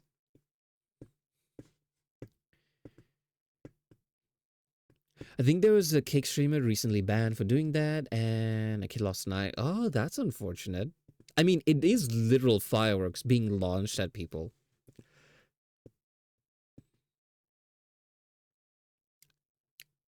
What's free is inciting child labor from my neighbor. Yeah. In fact, I feel like if you have like young nephews or nieces and you want like a very mundane task done or things to be fetched, you could bribe them with like $1 because to them that's like a crazy amount of money. So yeah, a cheap labor. Or you could just have children and just get them to do it. I'm convinced half the reason my dad decided to have children is so that there's people who can like fetch the remote.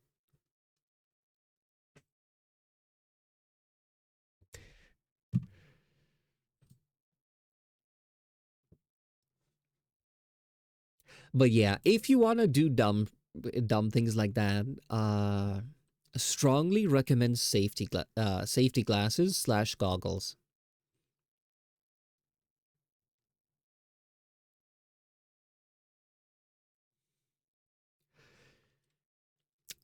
Okay, I feel like this was always a problem, but maybe it's a little bit exacerbated by the internet. And that is people not realizing how fragile their own mortality is.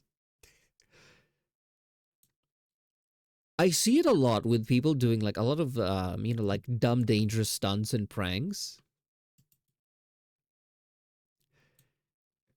But yeah, I don't think a lot of people realize they're just like one bad fall from not being able to walk properly.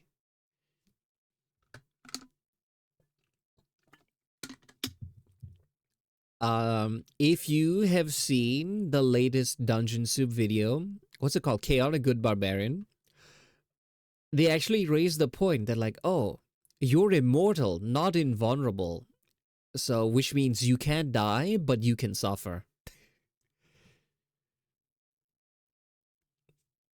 One of the issues is people see others get views for which they will get popular for doing stupid stuff. Exactly. And you see, the thing is, I'm sorry, I accidentally bumped my cat, Julian. She's under the table. But yeah, back in the day, whenever people would do stupid things, it's always plastered across the screen before the stun, baked into the content, right? Do not do this shit at home. Do not try to replicate this, right? But I think when it comes to like streams and stuff, people don't actually see it from beginning to end. And sure, they are like the offhanded comments of like, yeah, guys, don't do that, right? But who's actually awake to, see it? Or, people don't actually tune in to full streams, if that makes sense. So if you mention it very rarely, some people aren't going to see that. And even if you do say it after every other sentence, people will see what you're saying and then see what you're doing and then realize what you're doing is making you popular and entertaining. So they're not going to listen to what you say. I just saw in my local news that there are people using bathroom in public because of TikTok videos. Those people, under my rule, are right to jail. Public bathrooms are awkward enough. I don't need to navigate around people with a camera.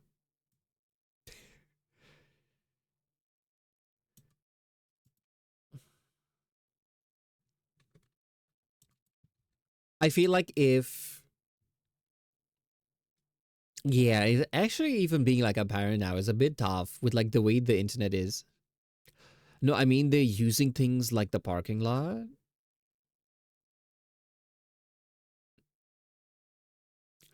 Oh, do you mean they were like taking a dump in a parking lot? I thought they were just messing around in a public bathroom and were being nuisances.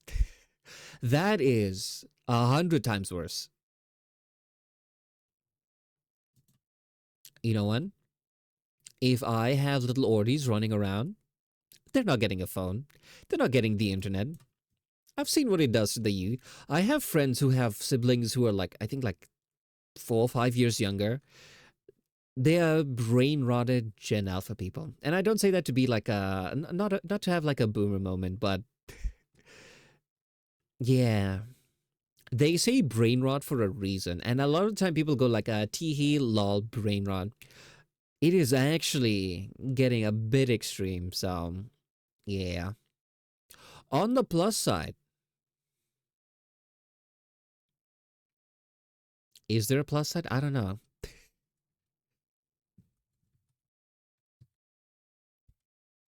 I thought I had one, but I guess not.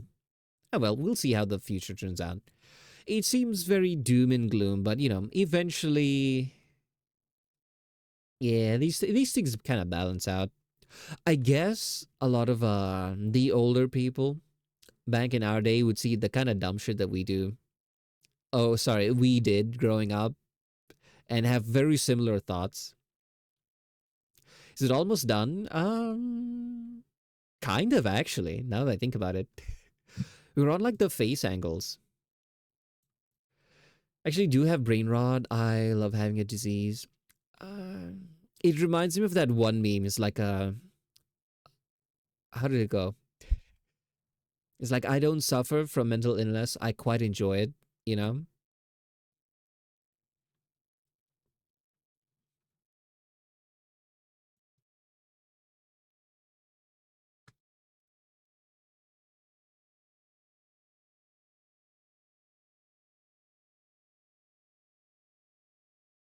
Wait, you have brain rot. I have a question.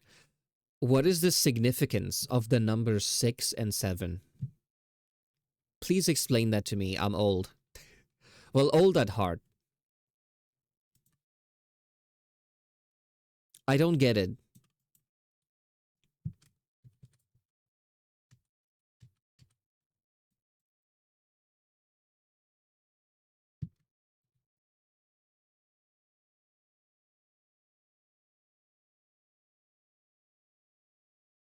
I'm too old. I don't understand it. I tried Googling it, but I see it everywhere.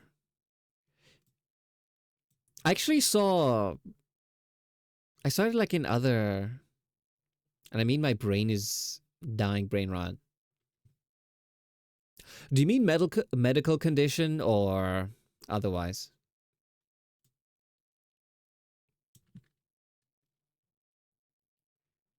All I think of is just the number. Yeah, I think it's Gen Alpha nonsense. They are going too far. Their memes aren't even funny, and that's the unforgivable thing.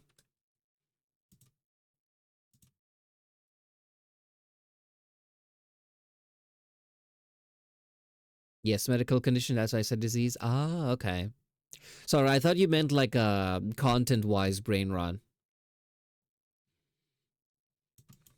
My bad. Classic feather moment.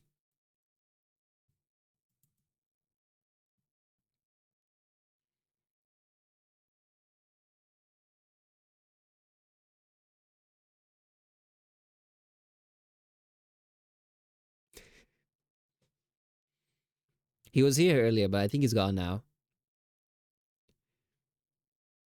I think it would be hilarious to just say that one day if he's lurking and then he just like pops up. I should have had content brain rot, then I'd understand. Honestly, it's a good thing that you don't, Ryan. They are jokes about it, but at the same time, people do cognitive studies and they are noticing a significant decline in people that have quote unquote brain rot. So yeah, save yourself. It's not worth it.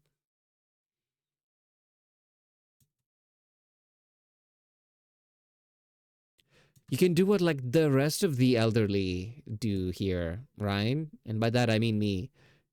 You see memes you don't understand, just Google them. What does it mean when children say this thing?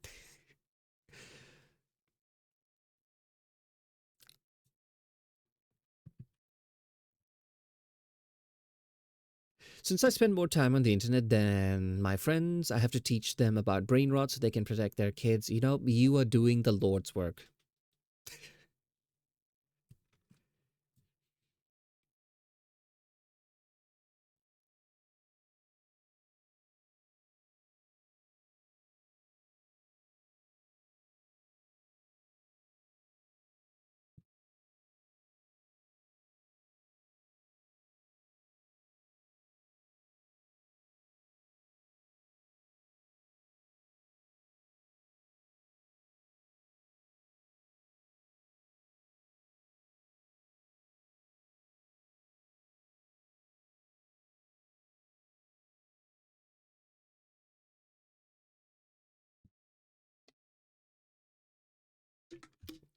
I did see people talking about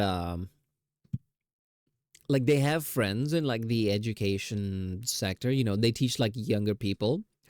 Uh it's not looking good, folks. Apparently a lot of the dumb shit you see like mainstream streamers do, like the dumb pranks, nuisance streamers, that kind of stuff. Apparently, that content goes very viral among like the younger people, and it spreads. As a techie, I know how to just block TikTok from the network. My kids ain't touching that. You know what? Yeah, I feel like to be a good parent in the future, you do need to know how technology works. I don't think most of our parents really needed to, but us, yeah, I think we have to. You know what phone they're getting? Hold on.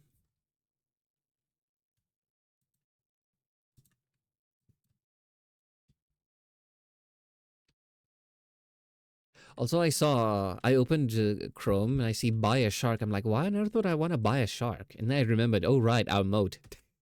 I forgot. Okay, there is one phone that I believe anyone under the age of like 16 should have, right? And it is this phone. They can call, they can text, and they can play Snake. That's all the technology they need until their brain has developed enough of a personality. I'm just saying.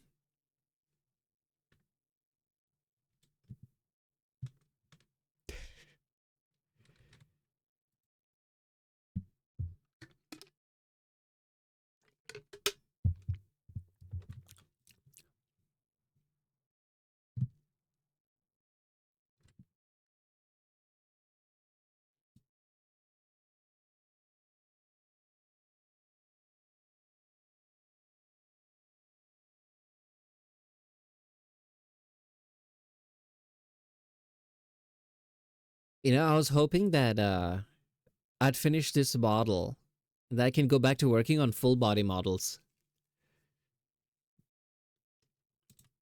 But I was sent back to the art mines.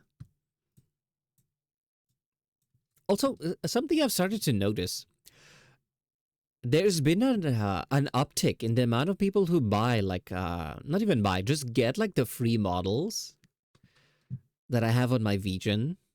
And I'm not sure who they are or where they come from or why this is happening.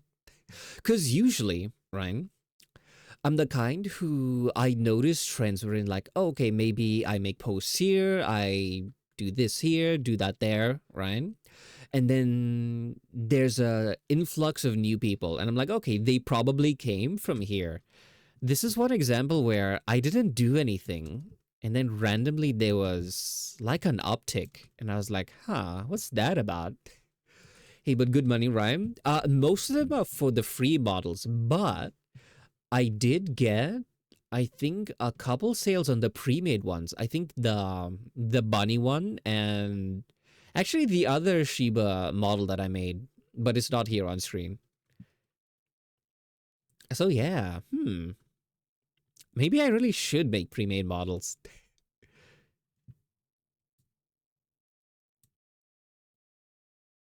Because here's like the math of a pre-made model, right? So I sell mine for like $10. Uh, to make a mascot model, give or take, is like $100 worth of work. Say $100 for easy number.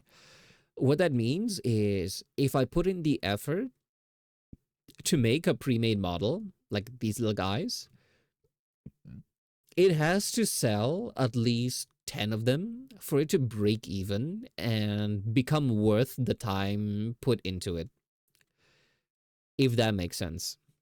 And then anything above that is just pure profit.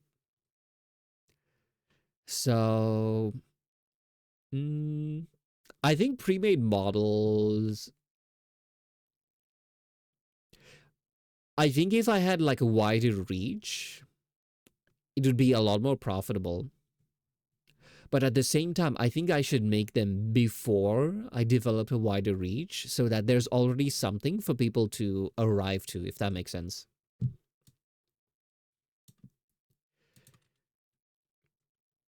Initially, the pre-made models were supposed to be, oh, I have time and I want to just make models for fun.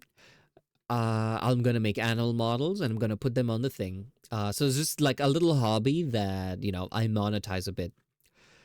And then I got really busy, and it's kind of just been shoved aside for a bit. But maybe I should actually make time for them.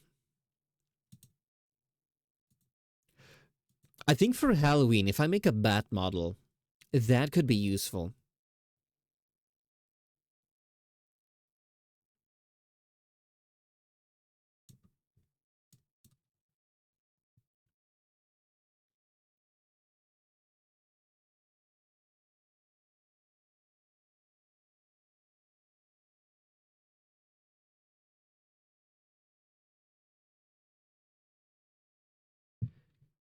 People just liked what you made. True, but where did they come from? How did they find me?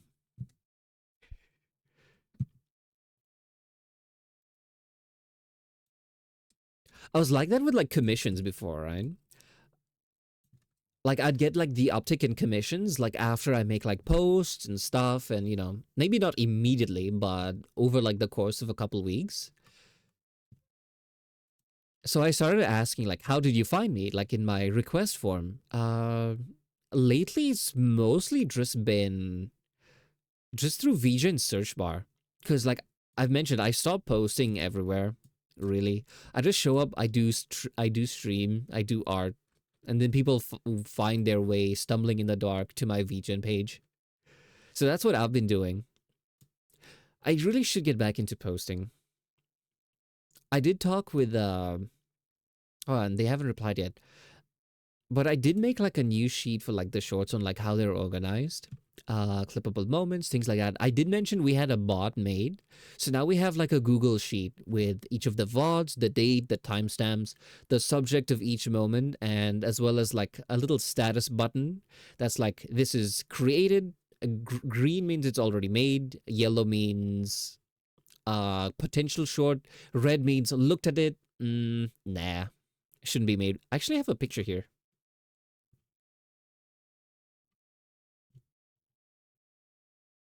It's in editor stuff.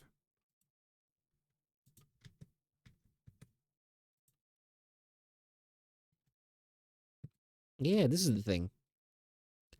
Very simple. So we have the VOD, we have the timestamp, at what time, in the video it appears. I didn't look through and look at the thing. And then yeah, someone can just change the status like, "Oh, I've made a short out of this moment. Here is the completed thing." And yeah, I'm trying to make the process a bit like, streamlined and easy to do. So, yeah. Anyway, that's just what I've been doing in the back end. I made this today because I think I had like a couple hours before I started streaming, but I wanted to be productive and do stuff. So I was like, do I just start early? But I'm like, nah. Still researching smart home stuff. Freaking recently, it's getting simpler and more complex at the same time, however that works. The technology, I guess, is getting more complex, but more user friendly, I guess, is what you mean. At least what I understood.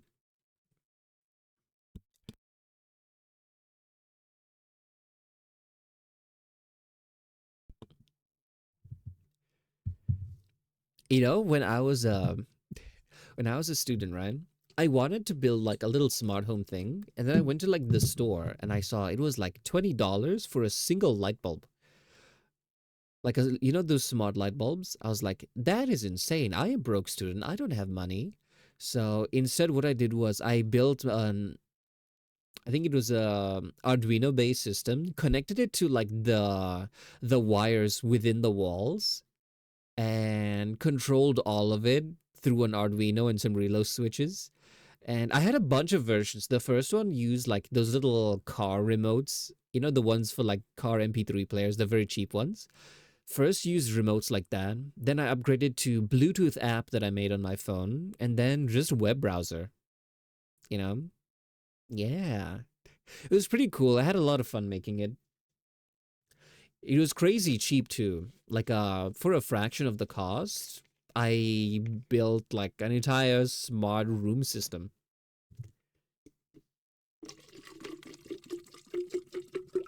I really should go back into making like fun robot projects again. I don't know what to make though. The last thing I made was yeah, the last thing I made was like a little favor for one of my housemates. Right? The last robot that I made, basically what they wanted was they had like a trash bin. What they wanted was as soon as someone opens it, it speaks with a robot voice that says things like feed me more or yum yum yum, that kind of stuff. So what he did was he had like a bunch of his friends record like the audio. And I just put like a very simple sensor Arduino and an Arduino just kind of taped to it.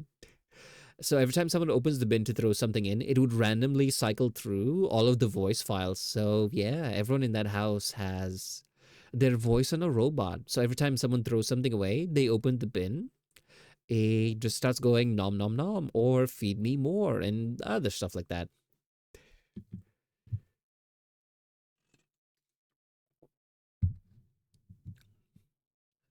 It's been a new ecosystem that was designed to simplify smart home, but not everyone supports this new ecosystem to the same level. So you can buy a supported device, but depending on your platform, may or may not work.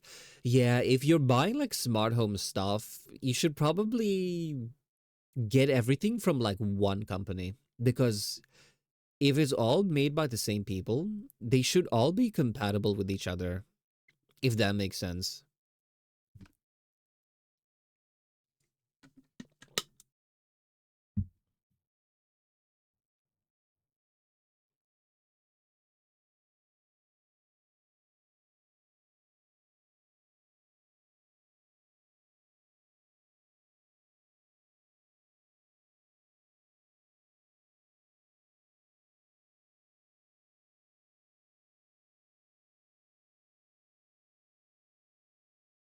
The air is very dry. I feel my nostrils kind of closing up. So I'm kind of just breathing with my mouth now.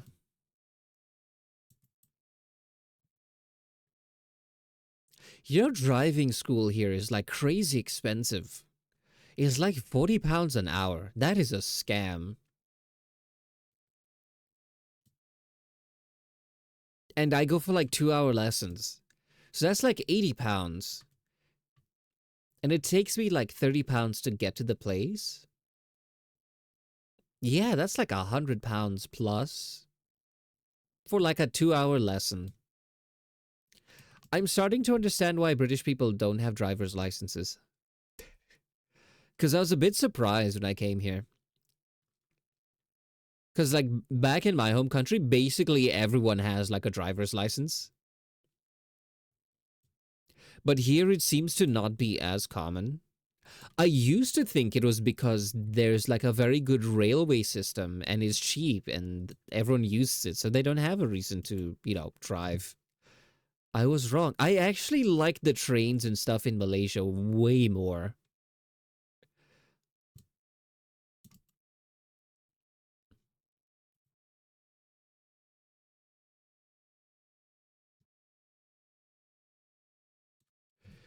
The smart home, there are three factors that come into play: the ecosystem like Apple HomeKit, Samsung SmartThings, and the platform. The device that runs the ecosystem is like a HomePod and connection like Wi-Fi. One of the 50-decade smart home connections. Yeah, like I said, you usually want to just have one company. So either get only Apple stuff or only Samsung stuff, depending on if you're an Apple user or not. If you are, it might be easy to just get like the Apple one. I don't know if it like costs way more, but if it doesn't,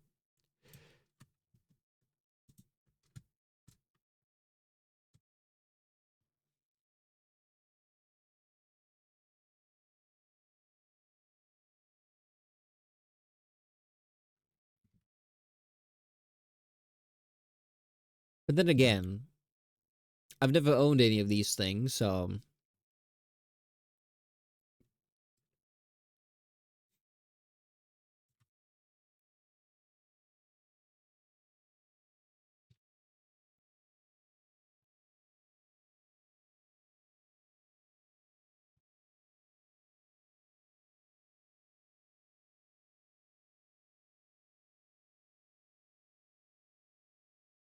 I think the idea is cool to have like the smart home thing.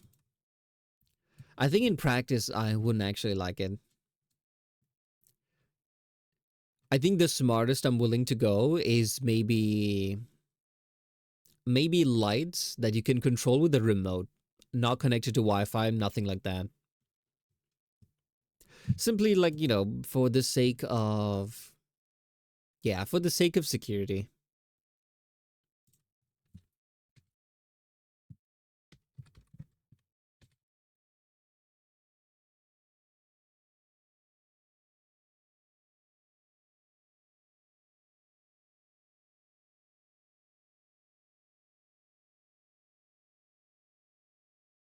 but it is fun to play around with.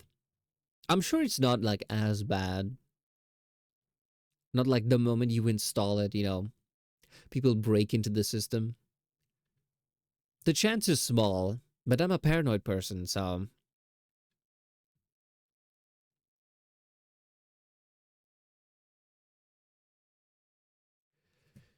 the ecosystem I was talking about is called Matter. Almost everyone supports Matter, but at different levels. Apple supports Matter 1.3, Samsung 1.2, and Google only supports 1. Huh.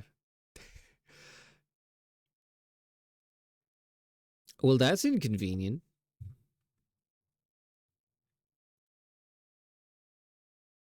Honestly, the thing I hate is companies that go, "Oh, we're only gonna make our thing work with our own stuff," so no one like mix and matches technologies. They either, if they have our stuff, they only buy our stuff.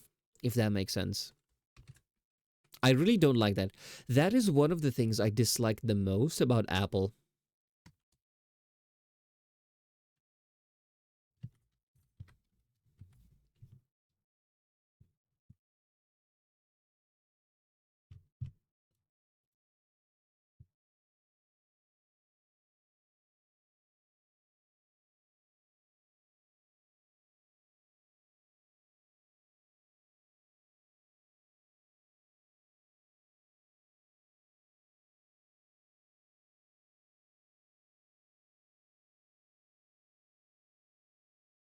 I don't like the fact that you have to use the company's cloud ecosystem that can be taken down for any reason at any time. That is true.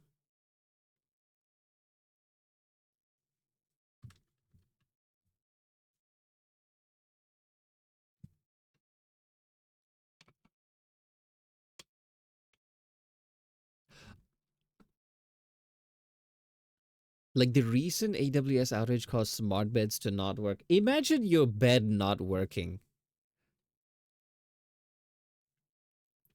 Imagine what dystopian future you have to live in to call customer support for your bed. Oh, hi, Julian. He rubbed against my leg.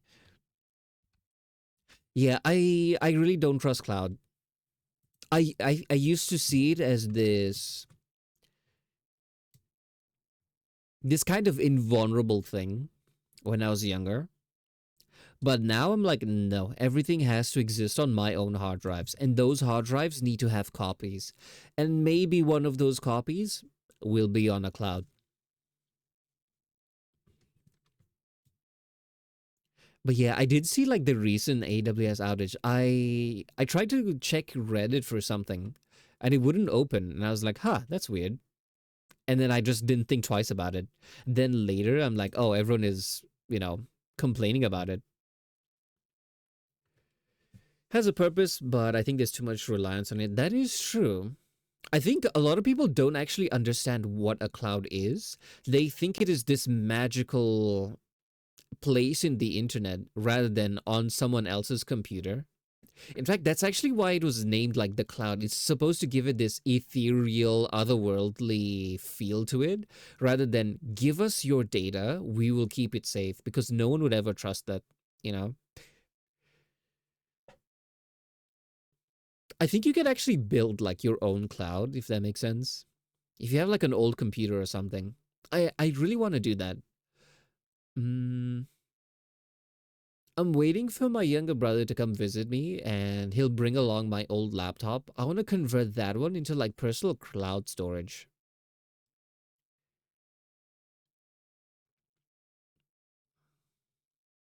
The reason most people use cloud stuff is convenience, but is it really convenient when I can't unlock my door because some company effed up? Ah, yeah.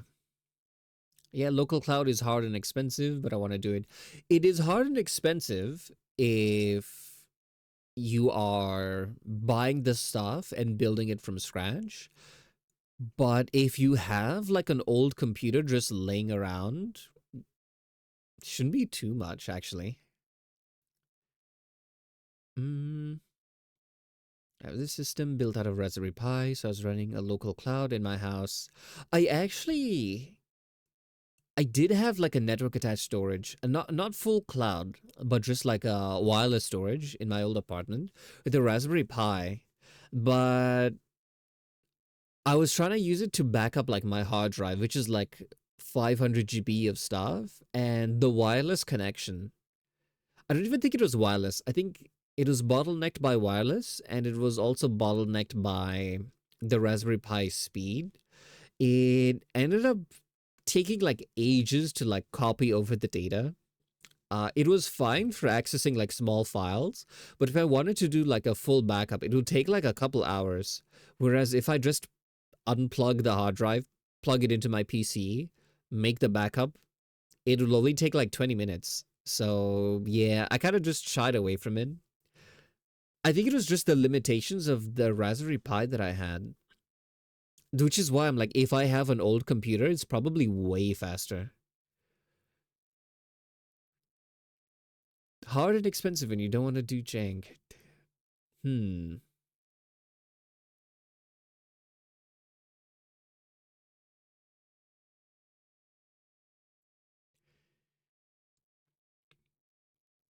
Used to have Raspberry Pi for file storage and music streaming, but it broke. And now I'm broke, so I haven't replaced it. Yeah, those things do get to be a bit pricey. Which is why I only say like, hey, this is a fun project to have if you have like the spare stuff laying around, rather than just in a cupboard collecting dust. That's why I have a 2.5 GB network between my computer and my NAS. Yeah, I only tried mine a bit once. Maybe there were ways I could have improved it, but I never got that far. I realized it was not the most useful thing for me at the time because, yeah, I didn't really need it. But cloud storage that I can access from anywhere, that might be useful. I could finally have a place to store all of my cat pictures. Usually, when it comes to like a task like this, I just dump it on my younger brother. Yeah, he did like, yeah, he did CS and stuff. So when it comes to things like that, it's more in his department than it is mine. So I'll have like a rough idea of what he's doing and how it works, but like the nitty gritty, I tend to shy away from.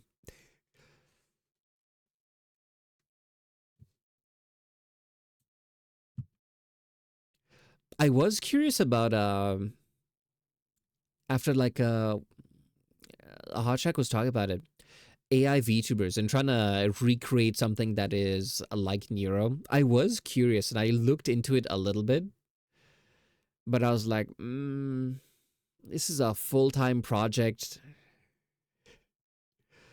Yeah, maybe one day. Because I think it'll be pretty cool if you have just like your own personal pet AI slash collab partner.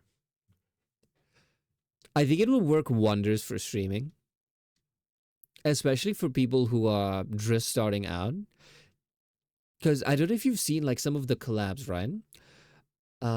There's some times where it's just Nero and other streamers, and they do like a full collab, the way you'd see like two regular human streamers do. And I thought that was fascinating because one of the struggles of being a new streamer, right, is not having active people to bounce off of. So if you actually have AI VTuber sitting next to you on screen, right, and you can just yab back and forth, whether you have active chatters or not, does it really make a difference? You know? So yeah. It's a lot of work to do that. I spent the last 2 weekends playing around just to get it to remember things. Ugh. Yeah, it is a ton of work. Like I saw some people talking about it, and a post was describing like the kind of effort that would go into it. And someone is like, basically the guy who created Neuro, he's like his schedule is he does nothing but wake up, work on Neuro, eat, sleep. Any free time he has is just optimizing the AI and making it better. So, yeah, Trying to build a solution for creating long term and short term memories. Ah, okay. That's actually fascinating. Keep us posted. I'm curious to see how that works out.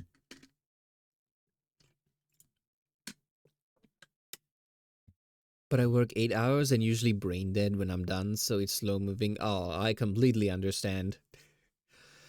I feel like when I was doing art and working a corpo job, I came to the conclusion of if I do it after work, I'll be tired and brain dead. So everything is very slow. So instead, I chose to wake up several hours before work, do streaming and art, and then go to the day job, you know? I'd rather be, I had to be tired for one of them, and I'd rather be tired for my corpo job.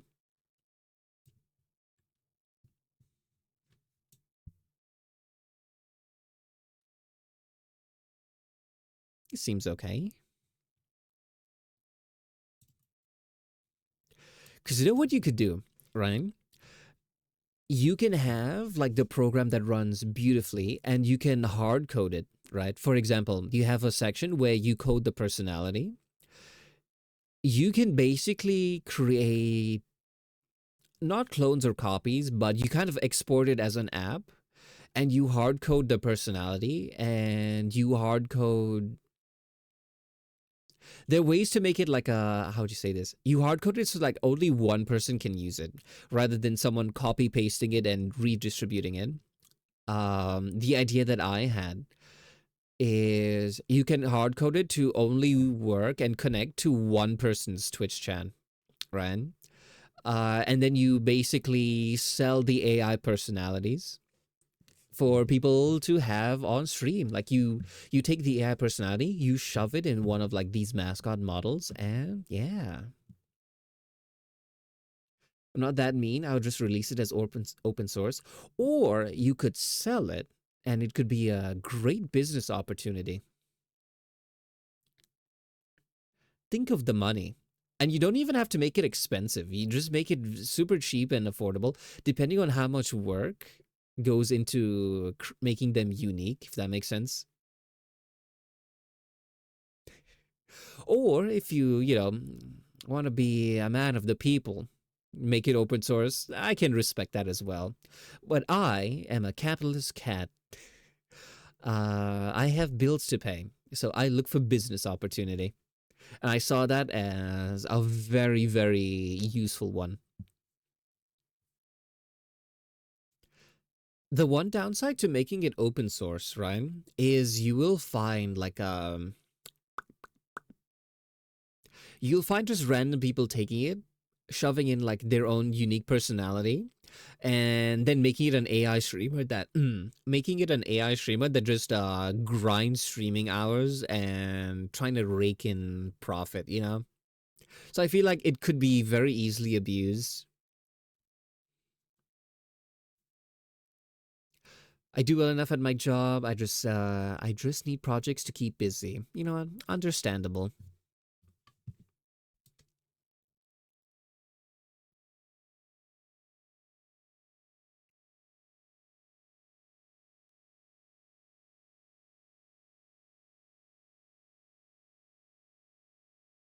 Not the way I'm creating it, it's more reactive than proactive.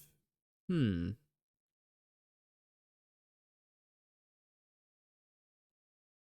I suppose. I just think it'll be really cool to have.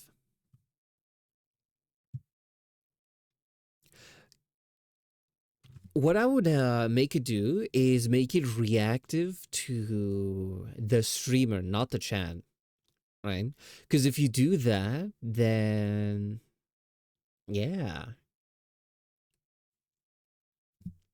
I plan on doing both. Perfect.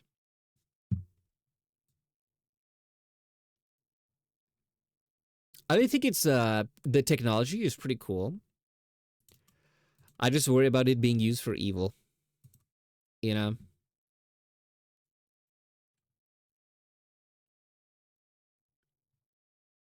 Apple just announced Apple Vision Pro 2. Yeah, because the last one was so successful. Eventually, people will just buy it.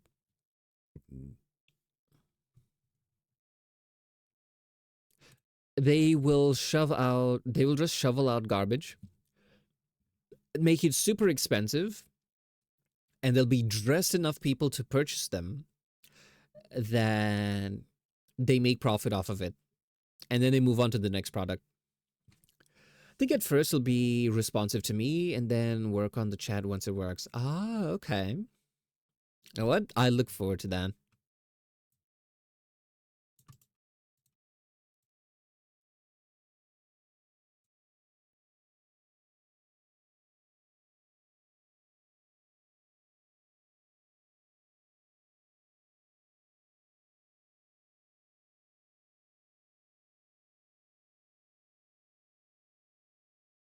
If I had one, what would it do?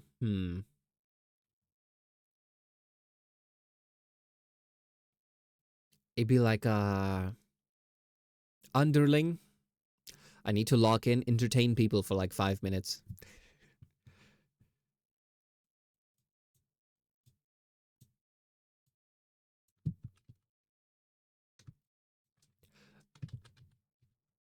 I'm off most of December, so I will really get to working on it then if I haven't figured out yet. Ah, okay. That's a couple months away. It's not a long wait.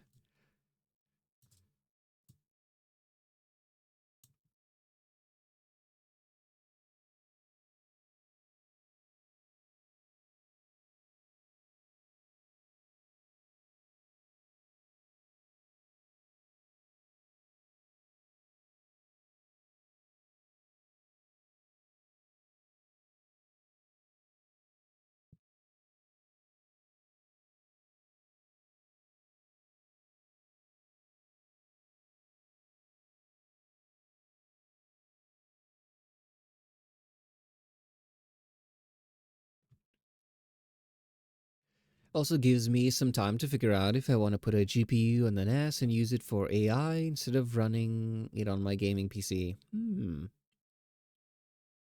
It might make things run a bit better. For example, because if you have model, you have game, you have OBS and everything else, then you have AI. It might be a bit much. But at the same time, if you have a strong enough PC, you should be okay. Yeah, another rule of smart home for me is no flipping batteries. I hate having battery powered devices. Yeah, more things should be wired. That's my opinion. Like, for example, doorbells. For some reason, I don't know why they're wireless. Like, I could see some at the store. Ow. Hi, Melta. We're crashing out about technology. Doorbells. Some of them, you can just buy them. You stick one piece outside your door and then the bell on the inside of the house, and they both use batteries for some reason. Why the heck is my thermostat battery powered? It's mounted on the wall. Exactly. You can just feed a wire to it. You know what I do whenever there's something that's battery powered like that? I usually take out the batteries. I take like an old phone charger that I have, like the USB kind. I strip the wires, I solder it directly into where the batteries would power the device, and then I just plug it in, and that works. What kind of technology? Battery powered ones. Ones that are specifically battery powered when they shouldn't be. I hate dealing with batteries. I bought a cat toy for my cats. It's the ones that you turn on and it just like swishes things back and forth. Even that one, I'm like, nope. I bought some charge. I bought a charger. I bought the long cables, and I soldered a little socket for it, so that if need be, I could just plug it into the wall and it's just on 24/7.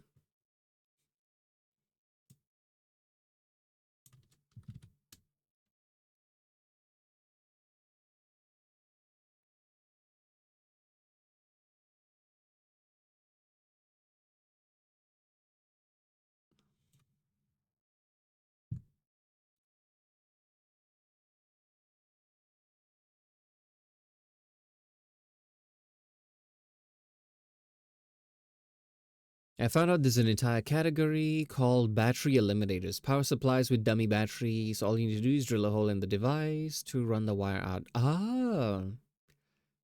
Yeah, I do that, but instead of dummy batteries, I just solder the thing directly to the metal components. It's a very janky looking thing, but yep, it works.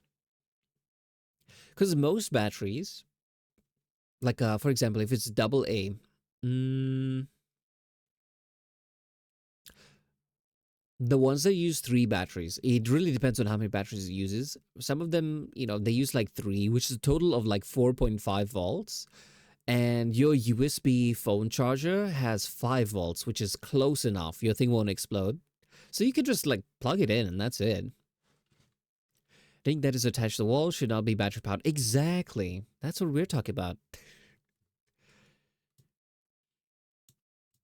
We were also talking about we're talking about AI VTubers a little bit earlier.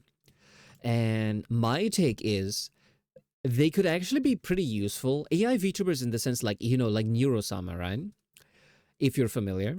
Imagine if everyone had their hands on one, it would make starting streaming way, way, way easier. Because, like, a common problem a lot of streamers have is when they just start, they either have some friends lurking or, not really have active chatters.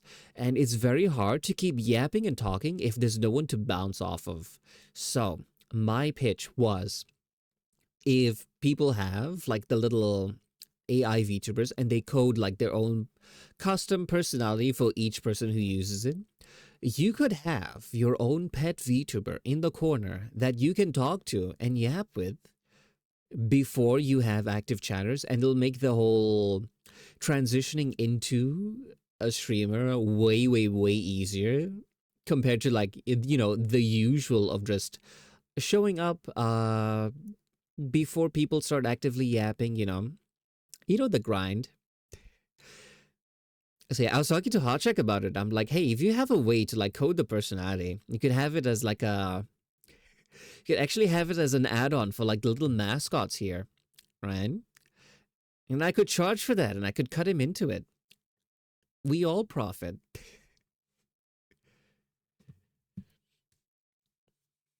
But yeah, think about it. Because like the AI is just like the code, and then you shove it into like any old model. Like for example, Neuro uses one of the free VTube Studio models. There's like a bunch of free ones that come with the app. I wonder if it's here actually. Hold on. I have the habit of deleting the default one so they don't clog up this thing. Hold on. I'm scrolling, scrolling, scrolling, scrolling. I have a ton of models. Because all my past commissions, I just leave them in here.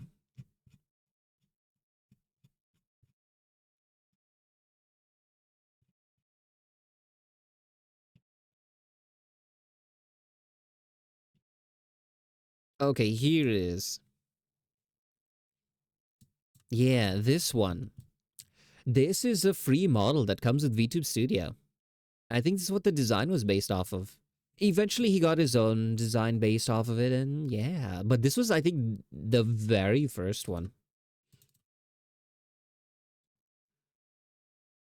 Hmm. VTubing tech has come a long way. I don't know if you guys have noticed. Well, if you've ever seen like VTubers from like what, like 5 years ago, they tended to be like way jankier, if that makes sense. But yeah, with a lot of updates with Live 2D, making them has been like a lot smoother and a lot easier. So yeah. Also, I think just more and more people are making models, and as a result, you have like if the pool of talent increases, the chances of having very talented artists also making it kind of goes up. That's my thought. The final rule of a smart home: nothing will be on Wi Fi. It'll be on Ethernet or connected through dedicated wireless standard for smart home. So it connects to my smart home hub and not my Wi Fi network. That's kind of wise.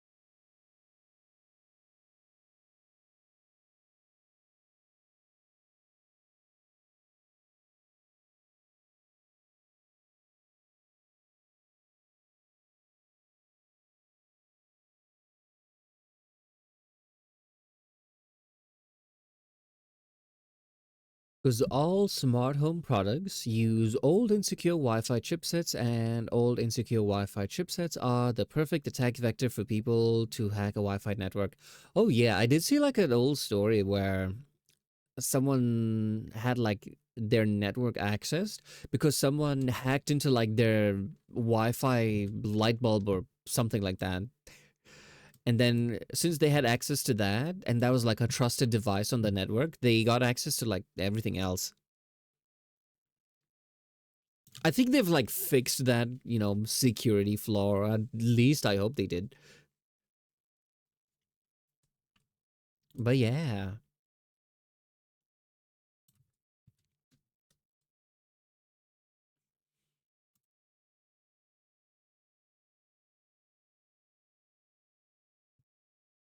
exactly. I hate Wi-Fi smart home stuff.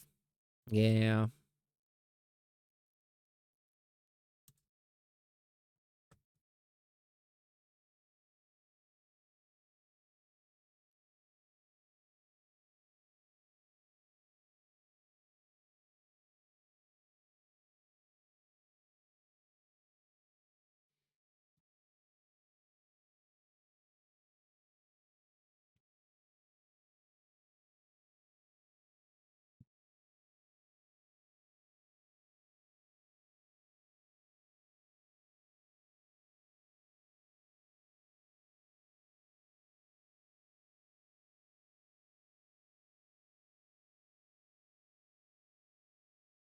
A part of me is like, we've done a lot of progress. We can call it a day. But the other part is like, we've made so much progress. We could probably finish this today.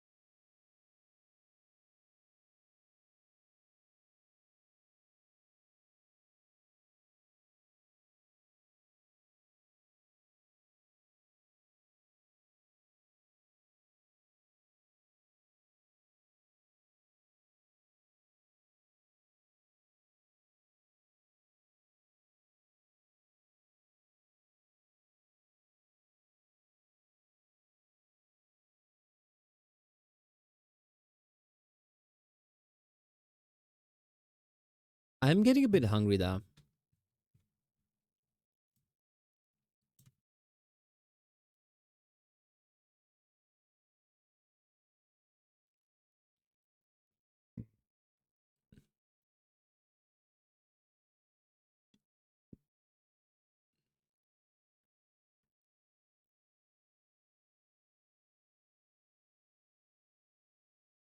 Moving the body may be a bit complex. Hmm. It's great because all my rules narrows the product listing down to almost none, but there's thousands of Wi-Fi smart bulbs, but none connected through the Z-Wave, which is a dedicated wireless smart home standard. There are some, but they're not supported in my country. Such a pain. Yeah, my condolences.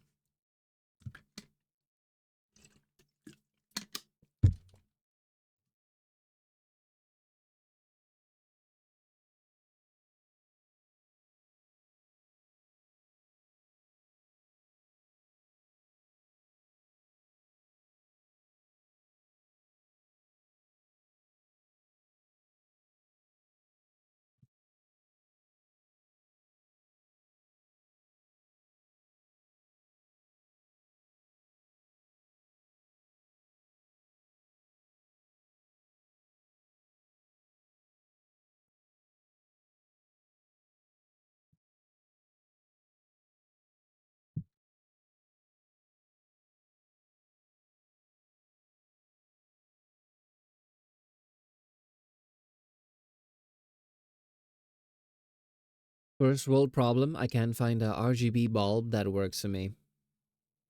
And I gotta head to the bus. Have a good day, OD. Well, thanks for stopping by. See you next time.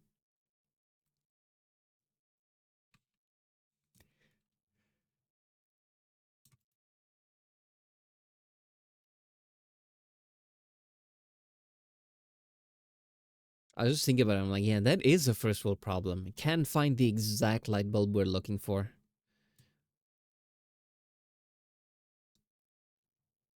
Hmm.